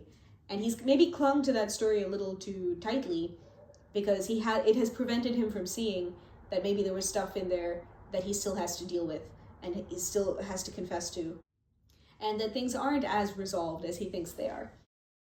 He also describes a lot of what he does for the people at the church as storytelling. He describes his concealing of the flask as storytelling because he didn't want to mess up the story of Wicks for Sam, who was relying on Wicks's supposed recovery from alcoholism to himself stay sober.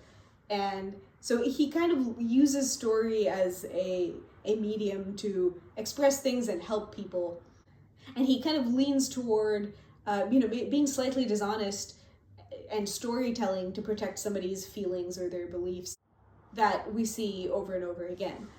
There's a kind of amusing, to me, dynamic going on where Wicks is the star of multiple competing stories.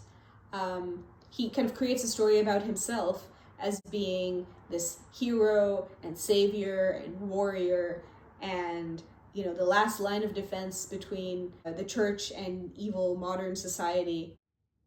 And we and Judd kind of buy into this story a little bit. Like all the framing and styling of Wicks is very grand and intimidating.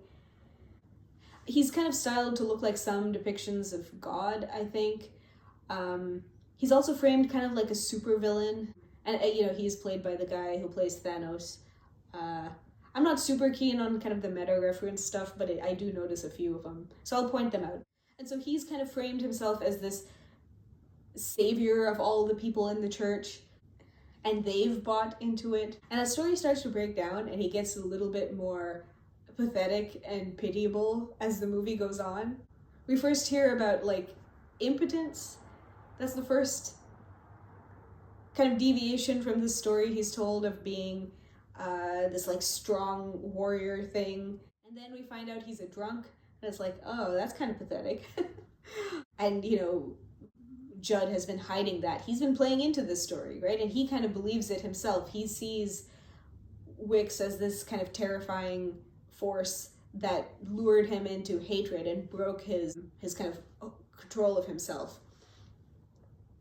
And then we see a conversation between Wicks and his son when they finally bond, and we see that he's kind of even more of a loser. He kind of hates being around here. He's stuck. He's been disinherited too, and he seems more and more ridiculous. In that conversation, he behaves in a way that's almost like childlike and petulant, and we see his son kind of almost like mentor him in an evil way and be like, hey, let's take over the world together. And he looks flattered when he hears it. And it's like, that's real. I feel bad for this guy now. Like, I love everything about this character. The look, the acting, his dialogue's really good as a character, right? I like him as a character. I would be quite scared of him if I met him in real life.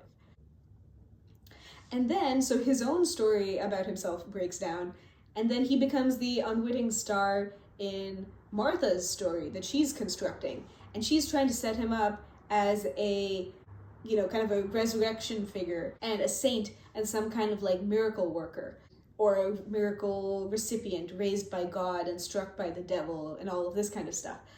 And, whether he likes it or not, he's in this story now. I mean, he definitely didn't want to be killed. And so she's kind of cast him in this story that she created. And then she twists the story once more, because once her husband is killed, she latches on to the idea of vengeance. So it's not just that Wicks came back and was raised by God and went to heaven. He woke up and he got vengeance on the evil. And again, now the story is something entirely different than what Wicks was trying to construct about himself. And then yet another version of the story shows up where Cyrus, his son, is trying to use his story for political gain. So he puts the story of Blanc failing to solve the murder and Wicks having literally risen from the dead on YouTube. And he tries to build a brand around Wicks. And he's trying to use it for his own gain, because now he takes Wicks's name. He used to be called Cyrus Draven, now he's Cyrus Wicks. We see it in the last scene where he gets addressed as Wicks. So now the story is there was this miraculous person who rose from the dead and got vengeance on a murderer, and his son is now running for president or something like that. And now, so the story has taken a life of its own. The sci-fi writer's writing a story about Wicks. Everyone's got a story about Wicks. There are truthers on Facebook coming up with their story about Wicks. And it's like, that's the power of story. Like, it's not necessarily true. We do see that there were some stories that were helpful. The story that Judd was telling about himself made him a better person. And so again, we see this kind of like, it is powerful.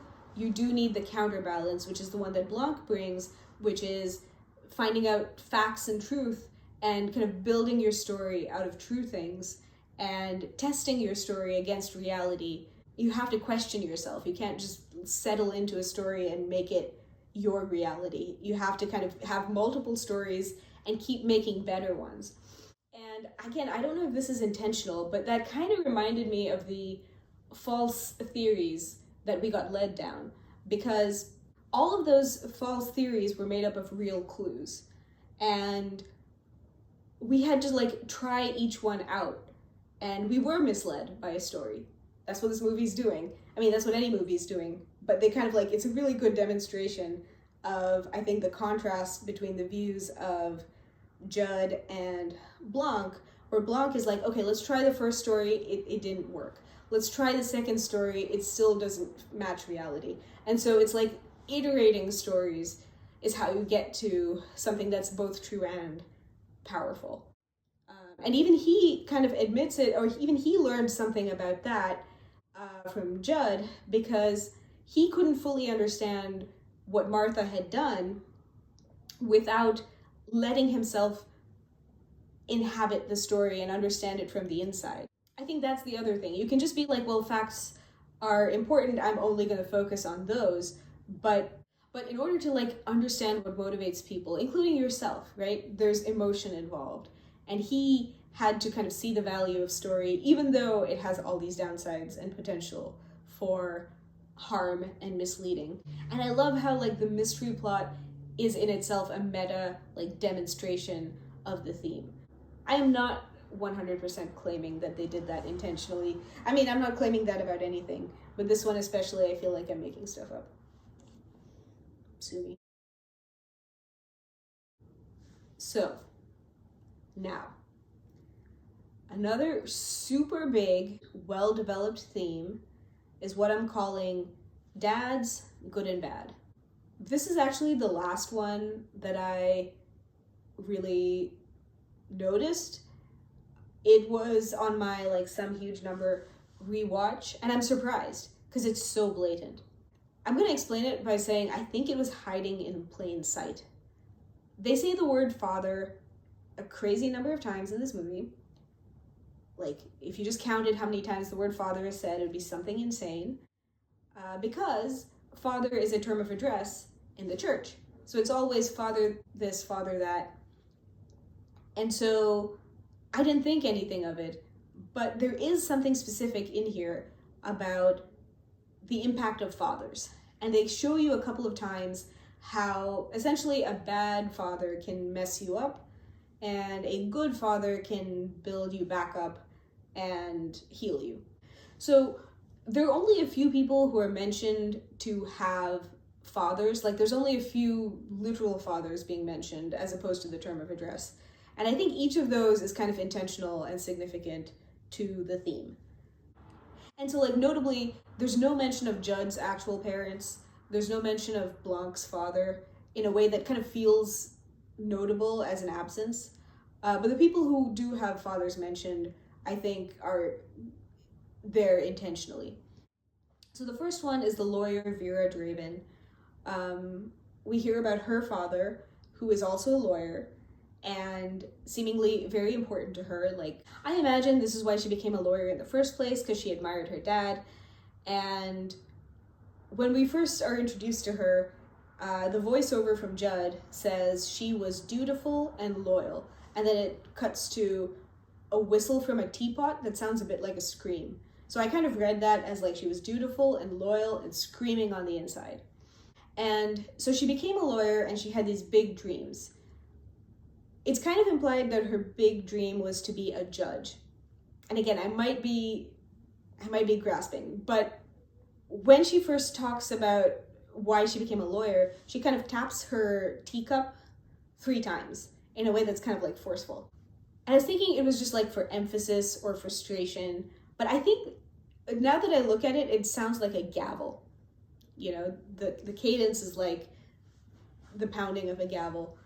And then in the next shot of her, we kind of see that her sweater looks like a judge's robes. So I kind of took from that like she had dreams of being a judge of some kind, you know, doing something big, and she got stuck here, taking over her father's kind of very small law practice, and she got stuck raising what she thought was her illegitimate brother, but actually turned out to be Wix's son. And so she basically gave up her dreams and gave up some of her individuality and got stuck here living small and doing the dirty work of the patriarchy, essentially. And these are things that her father like explicitly told her to do. And she wanted to make him proud, and so she did. So this kind of shows how the patriarchy kind of co-opts you and suppresses you.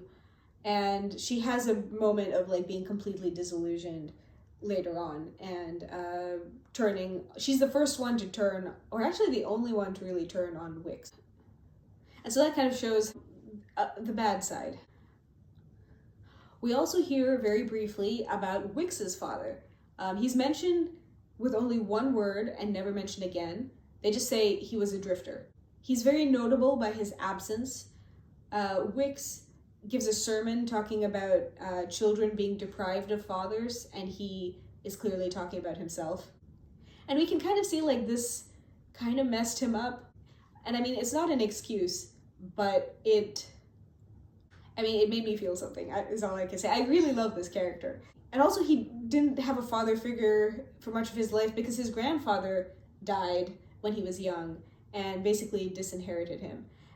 And so he does a lot of ranting about how, the modern world and, loose women and whatever have destroyed everything. But it's kind of like this is what he blames for his circumstance, where he's stuck here, no money, fulfilling a role that he was basically born into, and feeling the absence and the rejection of a father his entire life. So I guess this is another side of the kind of father question of the absence of a father, at least in this case, really messed somebody up. In addition to that, Wicks is a father. He's the father of Cyrus. A funny thing here, so this is just a little thing. The jewel that Prentice's father hid is called Eve's apple. The only times we see a literal apple is the first time that Wicks talks about the harlot whore and he's eating an apple. And then later, Cyrus is shown eating an apple. And I think those are the only like actual fruit apples we see in this movie. And so I think that's kind of again, it's just a little way to connect in our minds the notion of, I guess, sleeping around Wicks and Cyrus. So Cyrus and Wicks are each kind of horrible in their own way separately. And once they are put together and start teaming up, they become something far more dangerous. For some reason, in that whole interaction, there's a whole bunch of fire metaphors back to back. I don't know exactly what that's about, but it could be something like, you put two dangerous people together and like you get a conflagration. But Cyrus convinces Wicks to turn on the flock. When Judd describes that behavior, he calls it torching them. And then Cyrus recounts his interaction with Wicks. I told him that your teachings could be wildfire on the internet, and you need fuel, and you need to burn the flock off like leeches. And then later, when Vera refers back to this incident, she calls it scorching the earth. So for some reason, there's like a zillion fire metaphors back to back. And I guess it has to do with these two being put together because, because Cyrus kind of aspires to political power. And he says that the three things he needs to take over the world are a cult of personality, money, and political savvy, which he already has. And Wicks, who now knows where his inheritance is, will provide the other two. He's got a cult of personality, and he's about to get a bunch of money. And so we kind of see that dangerous combination.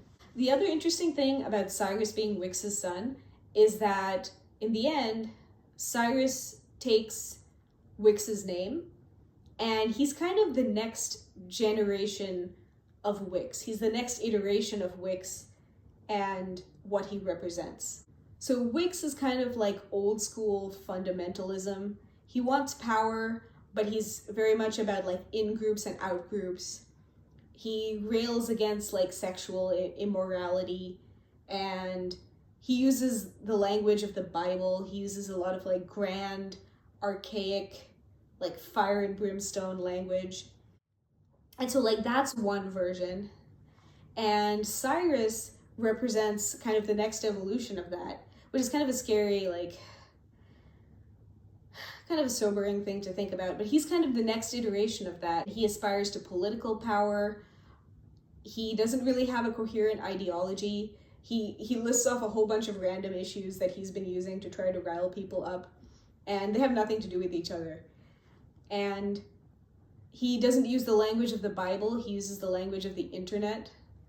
And that's kind of like where fundamentalism has evolved to. And so I guess him being like Wicks Jr. is kind of interesting.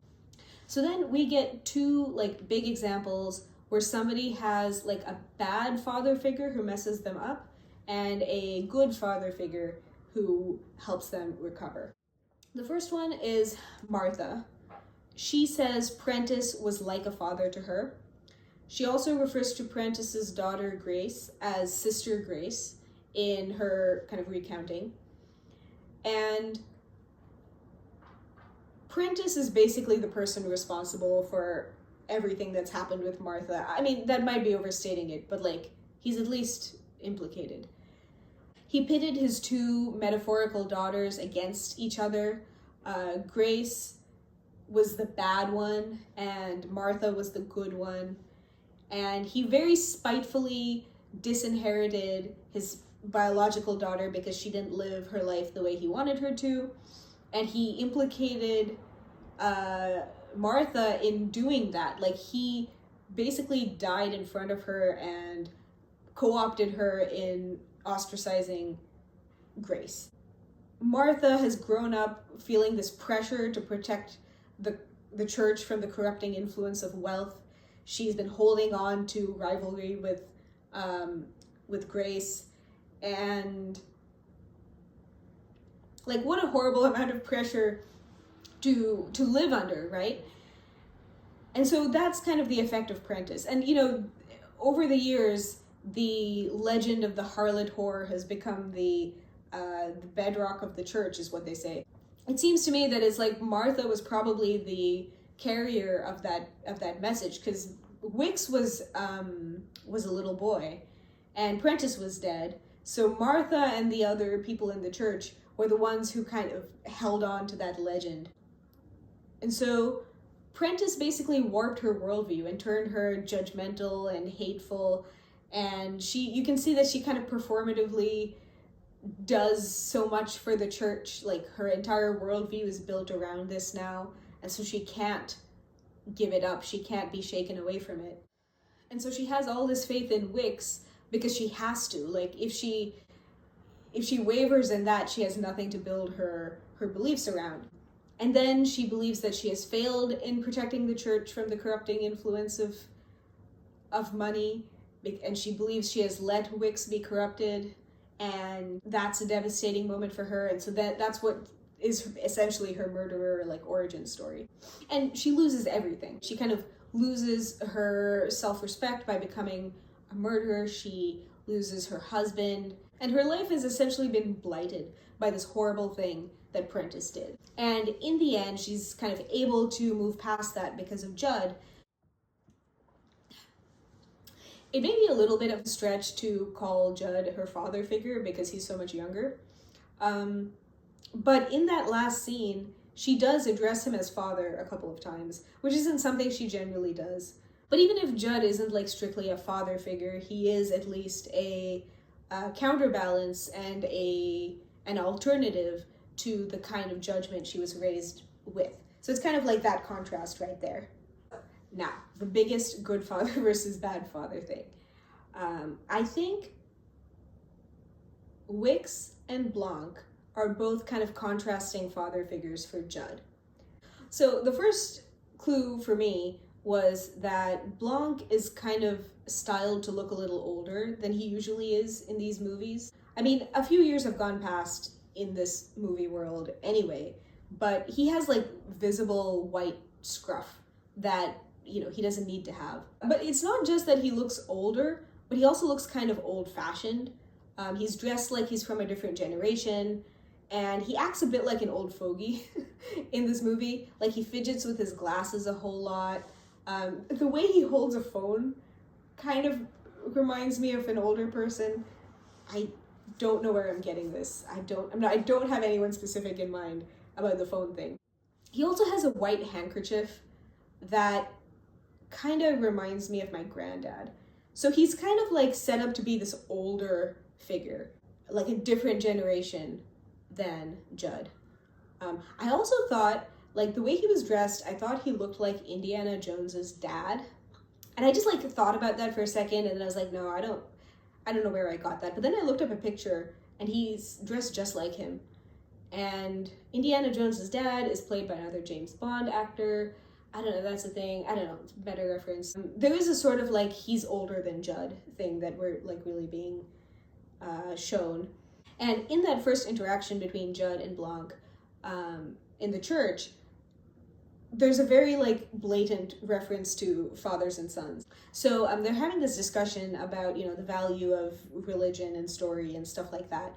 And they're on opposing sides, and then Judd makes a good point, and Blanc says, "Touche, padre."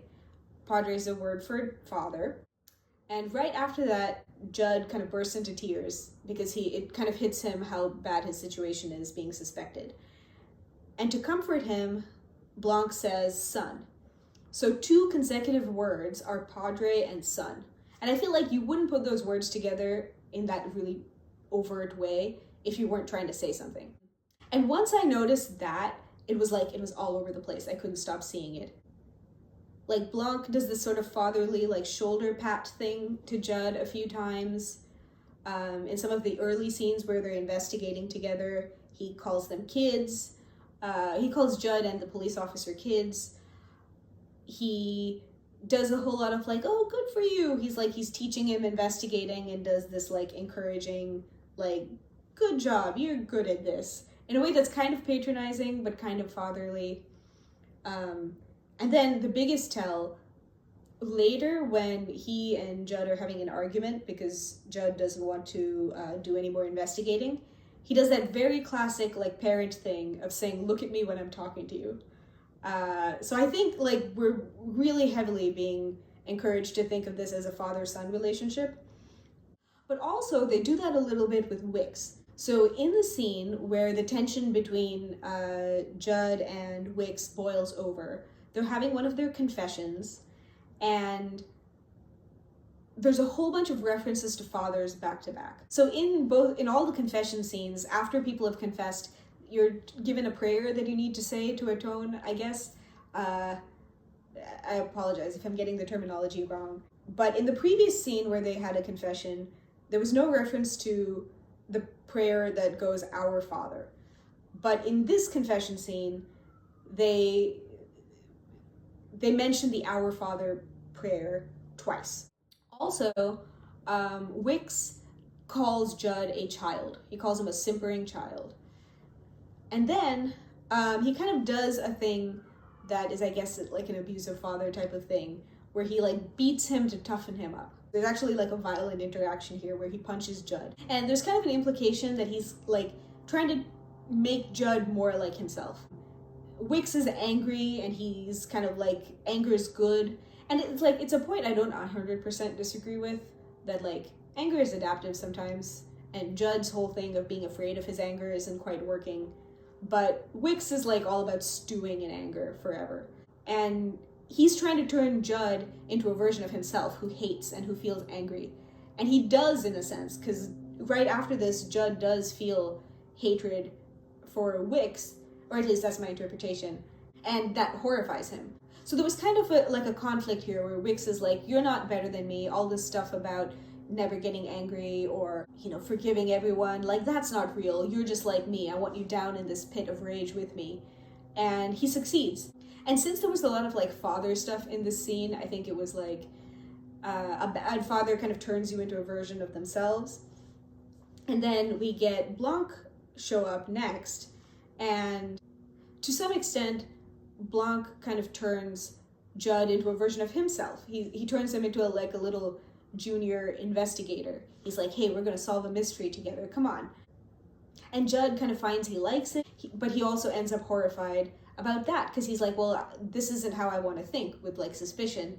I want to be all about connecting and forgiving."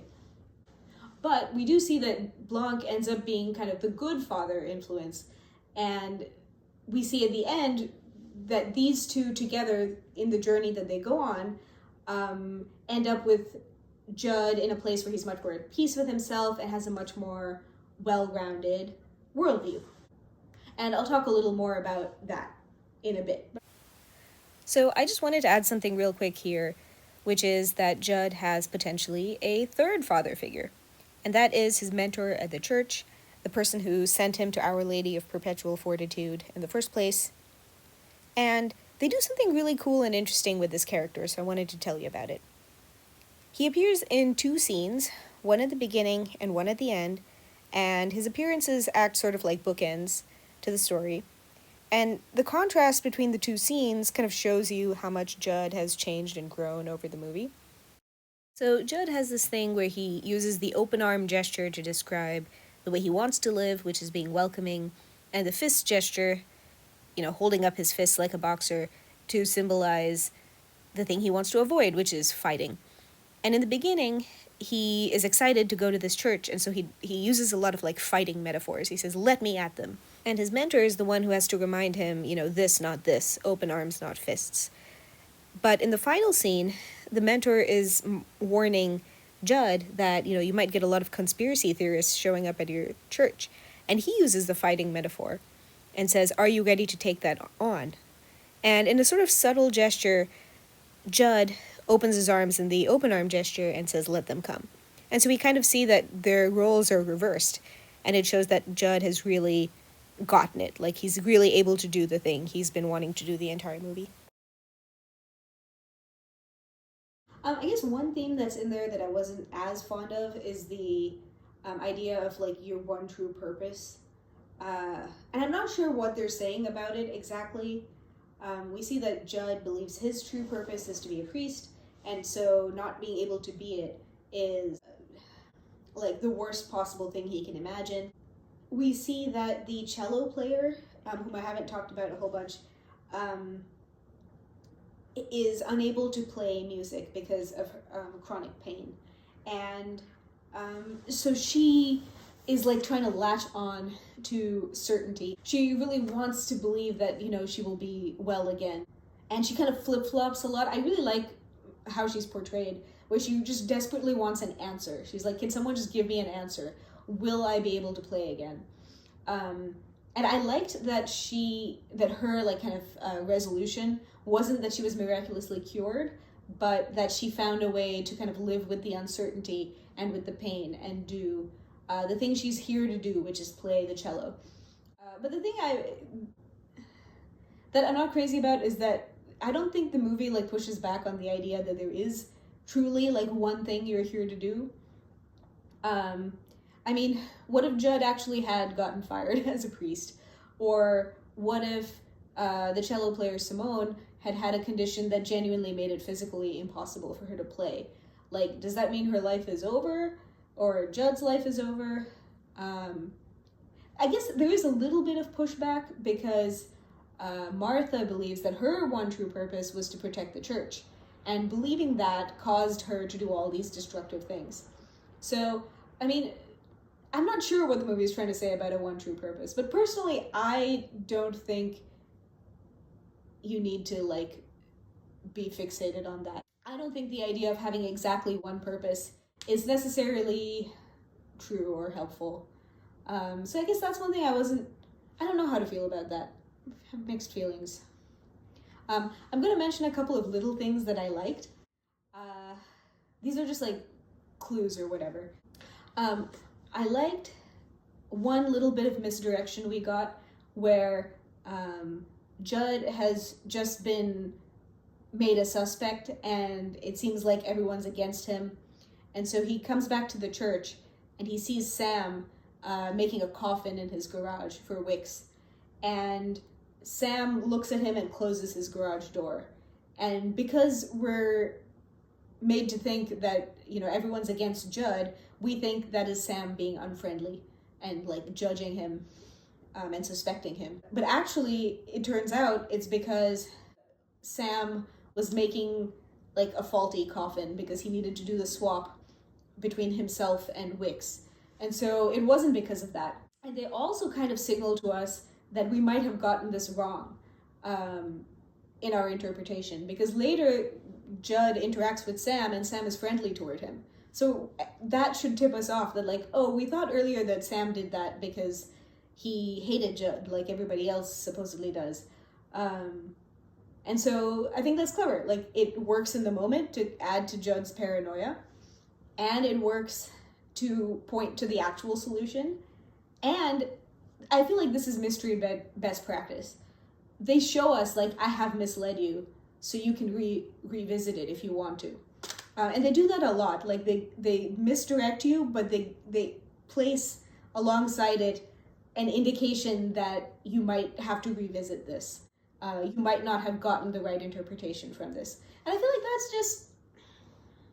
that's just a nice detail. There's another one where the person from the construction company gets back to Judd to tell him who ordered the construction equipment.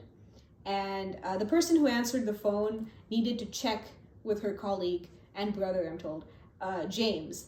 And so she says, I'll call him and get back to you on who ordered the equipment. Because at the time, they think whoever ordered the equipment must be planning ahead for when they were going to murder Wicks. And when she gets back to him with the information, she says, you know, James talked to Wicks directly, so I hope this clears that up. And that kind of indicates that there's been some confusion and people have asked James about it multiple times. We don't know that in the moment, but the phrasing is consistent with a true thing, which is that Martha has called the construction company before, and she spoke to James directly and asked, did someone order construction equipment? And that's how she found out that Wicks was planning to take the jewel out of the tomb.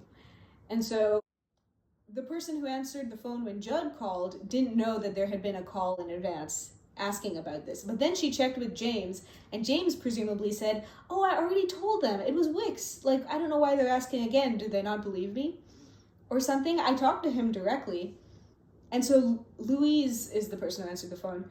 She passes that on and says, yeah, no, it's definitely Wicks. Like, I hope that clears it up for you.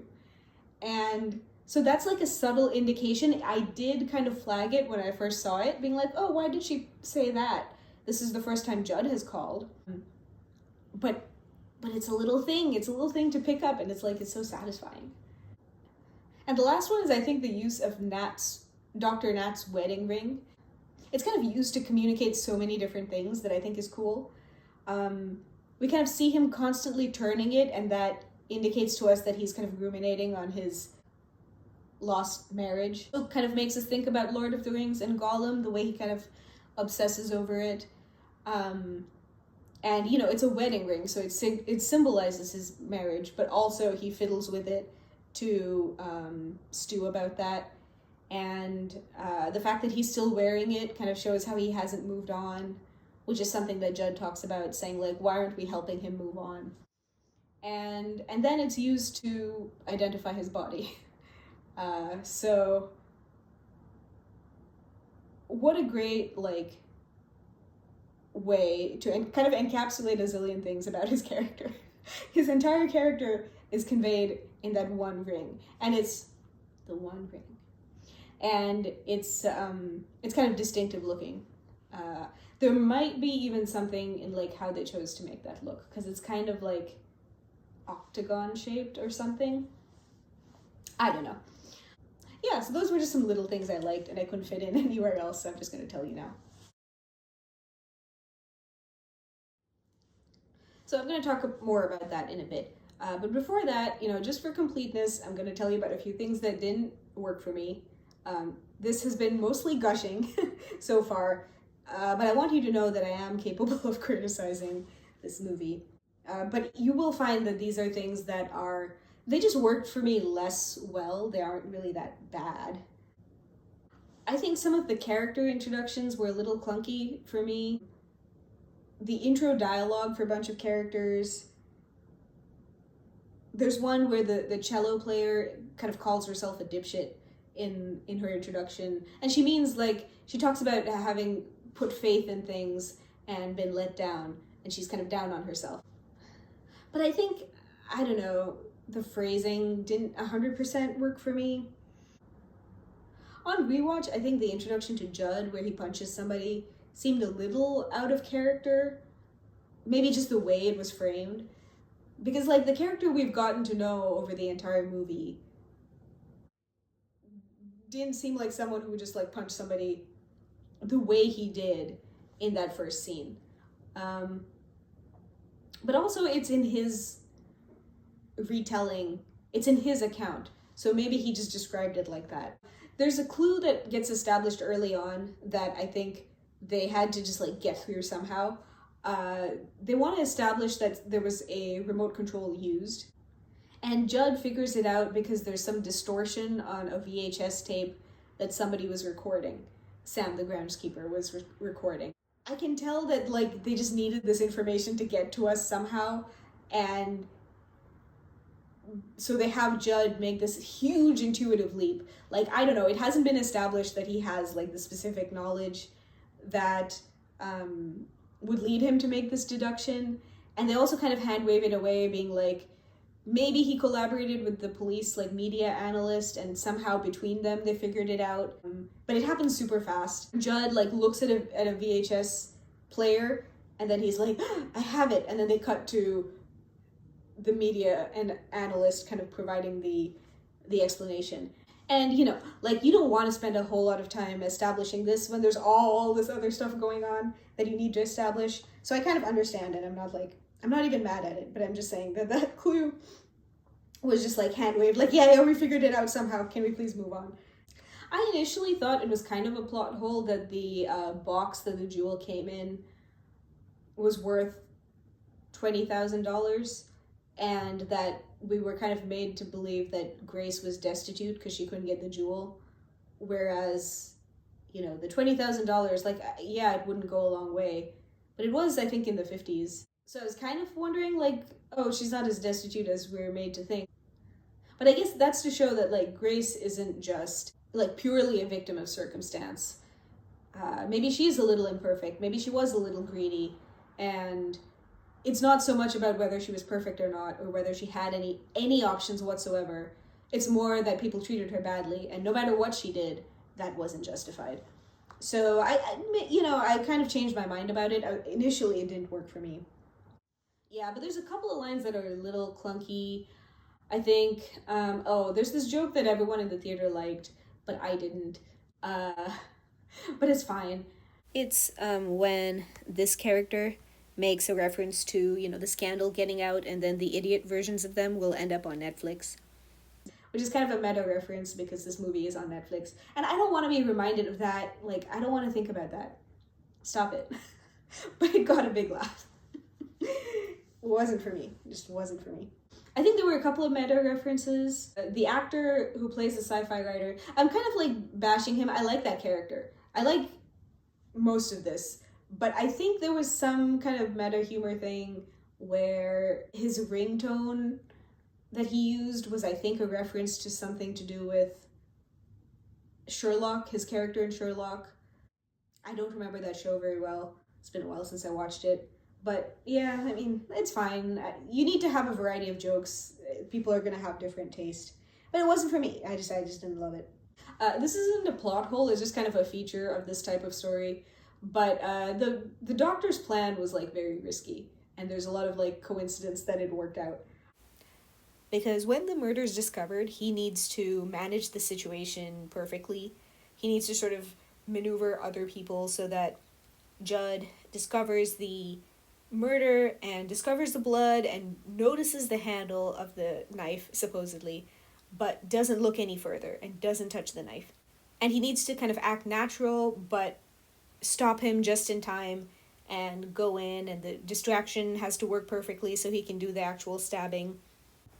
And any of these schemes where you need to kind of puppeteer other people and manage the situation and make sure that other people react a certain way, I always find a little improbable.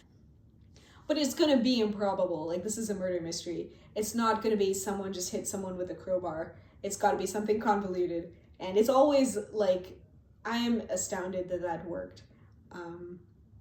as well as it did for the murderer, but it has to, you know. So I'm more than happy to excuse that. Like Agatha Christie, the craziest stuff happens, and it's like everything was orchestrated to a T. And it's like, yeah, I'll go with it. It would have been a much shorter novel if I didn't, or if it didn't work out. It's a little weird how slow acting this poison that Martha took at the end was. We're told that it takes 10 minutes to kill you. And it seems like so much stuff happens in those 10 minutes. It didn't feel like 10 minutes. But yeah, I think a lot of the like time skips kind of felt weird to me. Like the movie starts, Judd arrives at the church, and we're told that 9 months have gone by in a way that didn't feel like 9 months went by. And then after the resolution of the mystery, we're told a year goes by. I was like, that didn't feel like a year. I don't know why a year needed to go by. I guess so that the flock could have some time to recover from the events. Yeah. It didn't not work, but it also didn't 100% work for me. I wasn't crazy about how Vera's kind of rebellion and finding her own path was represented by smoking. Because like she's been a very dutiful, like good girl kind of person, and she kind of breaks bad at the end where she's had it with all of this and she's going to find her own path. That I approve of, but it's sort of symbolized by her taking up smoking. And I was like, are we still doing that? Are we still doing rebellion by smoking? So that wasn't my favorite. I wouldn't even have minded if she took up drugs or something. Just the smoking thing felt a bit retrograde to me. So anyway, just so you know that there are some things that didn't work for me about this movie. It's impossible for every single thing to work, but I wouldn't want to give the impression that that was the case, because I am going to go back to gushing now, because there's more stuff to gush about. Okay, so now we get to the big arc of the movie. So I mentioned that Blanc and Judd have a kind of like metaphorical father-son relationship. They're kind of similar in a way, because we see in their first interaction that they both tend to lie by omission, but they have different ways that they go about it. Judd lies by omission with the intent of kind of protecting people's feelings, and he calls it storytelling. And he says that he can be honest by not saying the dishonest part out loud. And Blanc says a whole lot of stuff about caring about the truth and being all about the truth, but we actually see that he does lie by omission quite a bit, and he's being a little bit manipulative. And while Judd, refers to story, Blanc makes a lot of references to game. His lying by omission is often a ploy. And so in that first interaction, we see that, Judd is very dejected. He's at a very low point because he's under suspicion, and he's disillusioned with himself because he gave in to hatred, and he's scared of losing his purpose as a priest. And Blanc comes in acting as if, he's just somebody looking for a church, here for spiritual counsel. And he makes reference to, I wouldn't want to take you away from your priestly duties. And he knows perfectly well what's going on. He's been brought in by the police. But he kind of intentionally plants that seed in Judd's mind, kind of reiterating the stakes of his situation. And he kind of engages Judd on something that he's interested in, kind of to take him out of himself. And so Blanc kind of comes in with this idea of like, I'm going to do my usual thing.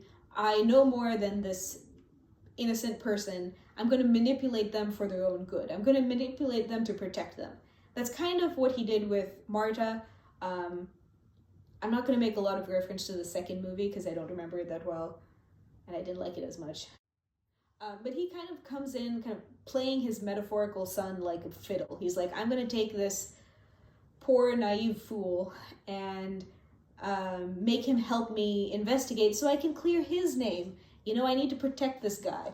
So this arc that they go on together is a little bit like Finding Nemo, where in the beginning of Finding Nemo, Nemo's father Marlin doesn't respect his agency. He's kind of overprotective. And we kind of see that in the relationship between Blanc and Judd, where he's like manipulating him a lot in the first couple of scenes. He manages to play on his emotions a little bit and get him to help with the case. And then he kind of takes him along on this little adventure. There's a lot of like kind of patronizing and kind of teaching him the ropes of investigation. They do some investigating together. He encourages Judd, says like, good job, you have a talent and stuff like that. And he realizes at some point that Judd has withheld some information. And again, he kind of manipulates him into revealing it. They're at the police station with supposedly all the clues they need lined up. And Blanc kind of goes on this monologue that doesn't really seem in character. He says this thing like, it seems like we have all the pieces of the puzzle, and yet I am unable to solve it. This seems like an impossible crime. Huh. Why would he say that? But he's saying it because Judd has hung all his hopes on Blanc solving the crime. And he has told Judd, if you find all the puzzle pieces or game pieces, I don't know what kind of pieces these are, I will solve this and I will get you your life back. But he's kind of outlined very clearly that unless Judd reveals the piece of information that is missing, he will not be able to solve the crime and he will be stuck in this position forever. So he kind of makes that very clear. Judd has a breakdown because all his hopes have been dashed. And so then he kind of says, okay, that's all right, let's get you to bed. And he kind of drives him to his home and then, again, very like strategically says, I have an idea, as if he just thought of it. I mean, come on, he didn't just think of it. Why don't you write the whole thing down? So Judd, who's like super sleep deprived and dejected and thinks this is the only way to get his life back, writes the whole story and still withholds the information. And then Blanc basically tells him off. And he's like, you naive fool, what are you doing? And he basically tries to convince Judd to his way of thinking. He says, like, you know, you need to understand the real world. We're up against an enemy. Like, stop it with your empathy and grace nonsense. And so he kind of shows him how harsh and scary the real world is. And this is sort of like Nemo running off and, you know, basically getting captured immediately. Because we're kind of led to believe that Blanc is right, like that Blanc's worldview is the correct one. And because Judd realizes that Blanc is right, that someone is out to get him, and his sort of peace and love attitude is not going to work, and somebody has stolen the flask from his bedroom and is potentially trying to frame him, he kind of is like chastened, and he listens to Blanc and goes along with his investigating. And he finds he likes it. He's good at this. He's like, yes, Dad, you were right. I'm sorry. And becomes a version of Blanc. He becomes kind of a more suspicious, more like truth-seeking, more interested in the, you know, finding the guilty and like drawing a line between the innocent and the guilty. And so he becomes this. Blanc is pleased with him, but he finds that no, this isn't him either. Right? And so he becomes horrified with himself. He's become Blanc. He's turned away from his core principles. Together, they have smashed a Jesus figurine. They've smashed a Jesus figurine to smithereens. And so he's horrified with himself. So he rebels. He asserts his independence from Blanc. He's like, I'm not a child. I was wrong to listen to you. And so they have a very like teenage son versus father kind of argument. He does the thing where he says, look at me when I'm talking to you. And Judd runs off into the night and he's like, I can take care of myself. I'm going to do what's right for me. He gets punched. He sees Wicks come back to life. He thinks he's committed a murder. And so immediately he's somewhat proven wrong. And so again, Blanc is kind of taking on this protective role. He's covering for Judd with the police. He's kind of distracting them. And then when Judd tries to confess, he just physically takes him away and distracts him. And he's like, no, we've got other stuff to do. And so he prevents him from doing something stupid. So all this while we're like, yeah, clearly Judd is immature and doesn't know what he's doing. The second he left, he managed to get himself in even more trouble, and he should just listen to Blanc, who is the wise old father figure. So now the two of them go off on a bit of a spooky adventure together. They go into this terrifying basement of horror. And I love every single thing about this sequence. The vibes are off the charts. It's spooky, the music really works, the aesthetic is gorgeous. And I'm not even like a horror person, and I think this isn't particularly scary if you are. But it just gives me a little thrill. It's just so perfect. And on this little horror adventure, you can see a bit of the protective dynamic between them from before. And also, there's more trust and bonding. They don't hit the friendship thing super hard, but it's really noticeable in kind of how they're framed together in the shot and kind of the body language and tone of voice. But then there's a flip here. So Judd finally manages to assert his autonomy, and he says, I need to confess of my own free will. This finally somehow gets through to Blanc, and Blanc has not been respecting his agency. He has not been thinking about free will. He's been manipulating people all over the place. And so here we finally see Blanc kind of not trying to control everything and not trying to manipulate Judd, and he finally respects Judd's agency. And he hears the point about how, like, you need to let people do things of their own free will because that's what makes it meaningful. We get this classic look as Judd leaves. You know, I've seen this in a zillion movies, I feel like. This look on Blanc's face where he's like, I need to let my kid make his own mistakes, and I am terrified. So there's this lingering look of concern, but he finally respects Judd's agency. And now the dynamic is flipped, and Blanc is finally able to learn from Judd. And he learns about the importance of story and the importance of forgiveness and the importance of letting people do things of their own free will. So that's what leads Blanc to finally temper his worldview and integrate a bit of Judd's and somewhat humble himself, right? He climbs up into the pulpit and he kind of uses the same tactics as Wicks, the bad father, and does the same thing of like wanting to judge the guilty and draw a neat line between who's innocent and who's guilty. But he finally learns from Judd and learns to humble himself, and so he climbs back down and kind of embarrasses himself by not solving the mystery, encourages Judd to take Martha's confession, and he kind of like supports him and puts a hand on his shoulder to kind of encourage and enable that healing.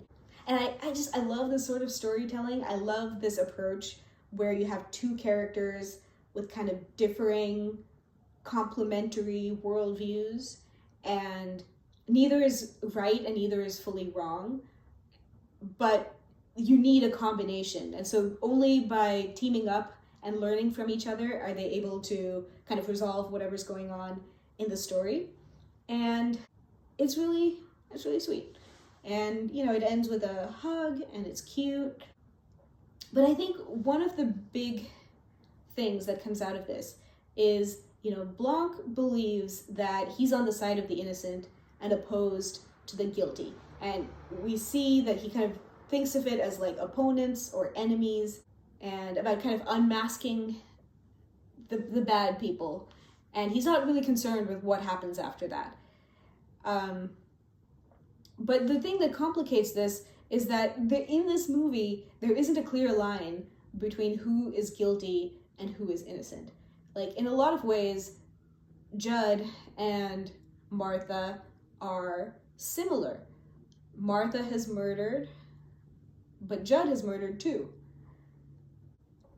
All the things that Martha kind of blames herself for, like pride and failing at her one purpose, these are all things that Judd has done or experienced as well. So Judd's worldview is kind of that there is no line between who's guilty and who's innocent. We've all done bad things. And at some point he says, my job is not to judge the guilty, but to serve them. And that sounds a little crazy. Like, why would you serve the guilty? I mean, you might forgive them, but I think he doesn't know which side of that line to put himself on. And he had to acknowledge that he is a murderer as well. And he is still, a person. The interesting thing is, in a way, unwittingly, Judd did also kind of cause Wicks's death. He was sort of a catalyst. He's not responsible. He's not to blame, but he's the one who challenged Martha to confess her secret to Wicks, which set everything in motion. And he also kind of blundered in at the moment when Nat was stealing the jewel to give to Martha, and gave him an opportunity to kill Sam, and because he would have someone to frame, he could frame Judd for it. This also happened in the first movie, but Judd is sort of an unwitting participant in the events of the murder, so you can't really draw a line and say he's like, the murder was purely caused by Martha. I mean, it is a technicality. I wouldn't say he was guilty of it, but it's interesting how he's kind of a part of it all the same. And here is the craziest example of a point I think they're trying to make about how, the same action could be done for good or for ill.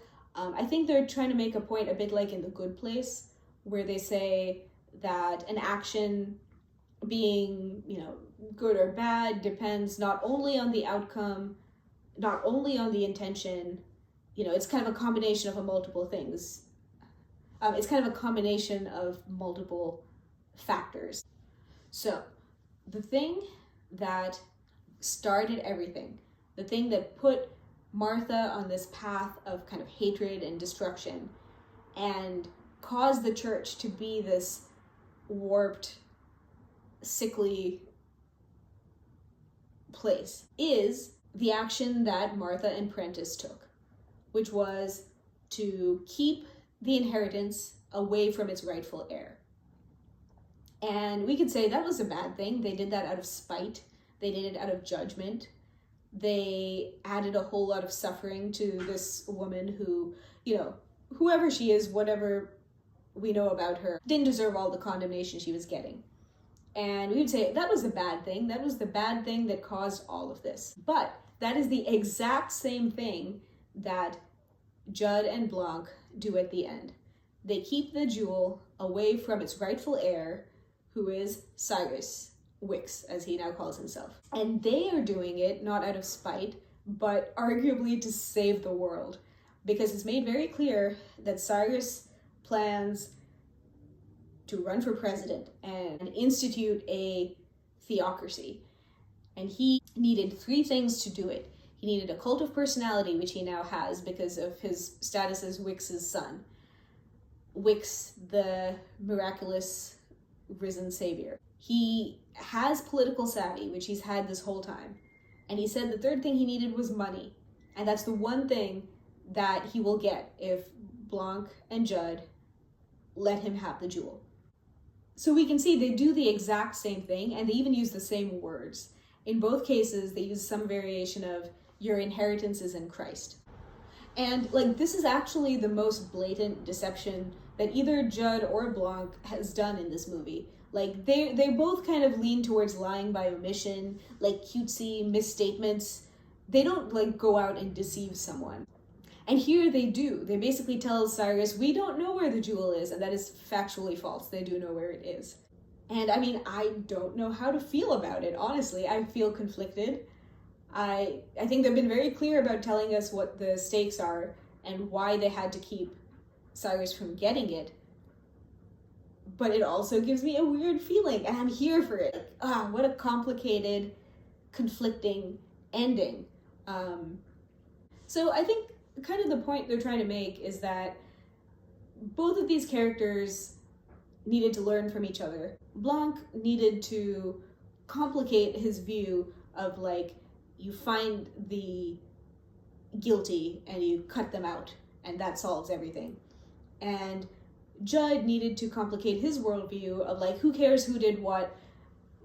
Let's just forgive and move on. It's all mush anyway. We've all done bad things.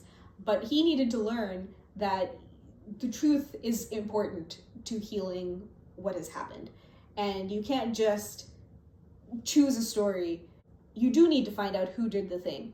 But just because you find it out, that doesn't mean the problem is solved. You still need to extend grace to them. And so they were both able to learn from each other, and it's just sweet. It just makes me feel things. So I've gotten obsessed with things like this before. I don't usually review stuff. I watch a lot of reviews. I really enjoy them. I think they're helpful for me in finding stuff to read and watch. And I especially enjoy critical reviews. But for me, I will only review something if I get obsessed with it, if I have all this energy and my mind just keeps turning it over. And this time I decided to turn all that energy into a video because I was just, what else am I going to do with it? And I think what I'm liking about it, the common factor in all the media that's got me obsessed like this, is the incredibly layered storytelling. There's more to find each time you watch it. There's all these little, clues and Easter eggs and references and motifs. I don't even know what to call some of these things, that it kind of rewards the time I spend thinking on it, or it rewards the rewatch. Because each time I think about it or watch it, I find something that kind of makes me delighted. It makes me go like this. But I wouldn't watch it a second time if I didn't enjoy it the first time. And so on the first watch, it still needs to work. It needs to work on an emotional level, on a sensory level. The humor has to hit me right the first time. It has to kind of pull me in and get me interested in the mystery. And so there's kind of so many levels of artistry that need to come together. And there's so many factors you need to get right for something to work like this. And it is not easy. I haven't really talked about it, but there are some scenes in here that are just so beautiful. They just delight me, and I just want to take a bite out of them. I'm going to show some of them. The music works really well, and I think I'd like to kind of reward the effort that goes into making something like this. I want more. And this is made by Netflix. And Netflix is kind of one of the offenders in making media designed to just take half your attention, designed to be watched while fiddling on your phone or cleaning your house. And this movie earned 100% of my attention many times over because I watched it and watched it and watched it. And I think we still appreciate that. There's really good stuff being made. There's a lot of crazy, dumb, bad, dumbed down stuff being made, but there's also really good stuff being made. And, don't expect a whole lot of reviews from me. I will only do this if I get obsessed again, which I hope will happen, but I can't predict when it will. Yeah, I'm just glad people are doing this. I'm glad multiple somebodies care enough to get all these little layers right. I'm glad people are writing like that. I certainly want to write that way. I aspire to, and I certainly try. If you stuck through all of this, thank you. But I guess I also wanted to add that if you've enjoyed this incredibly deep dive that we've gone on together, then you might be someone who likes to rewatch too, and reading like a writer is fun, and so, you might want to try it. Don't expect any reviews from me soon.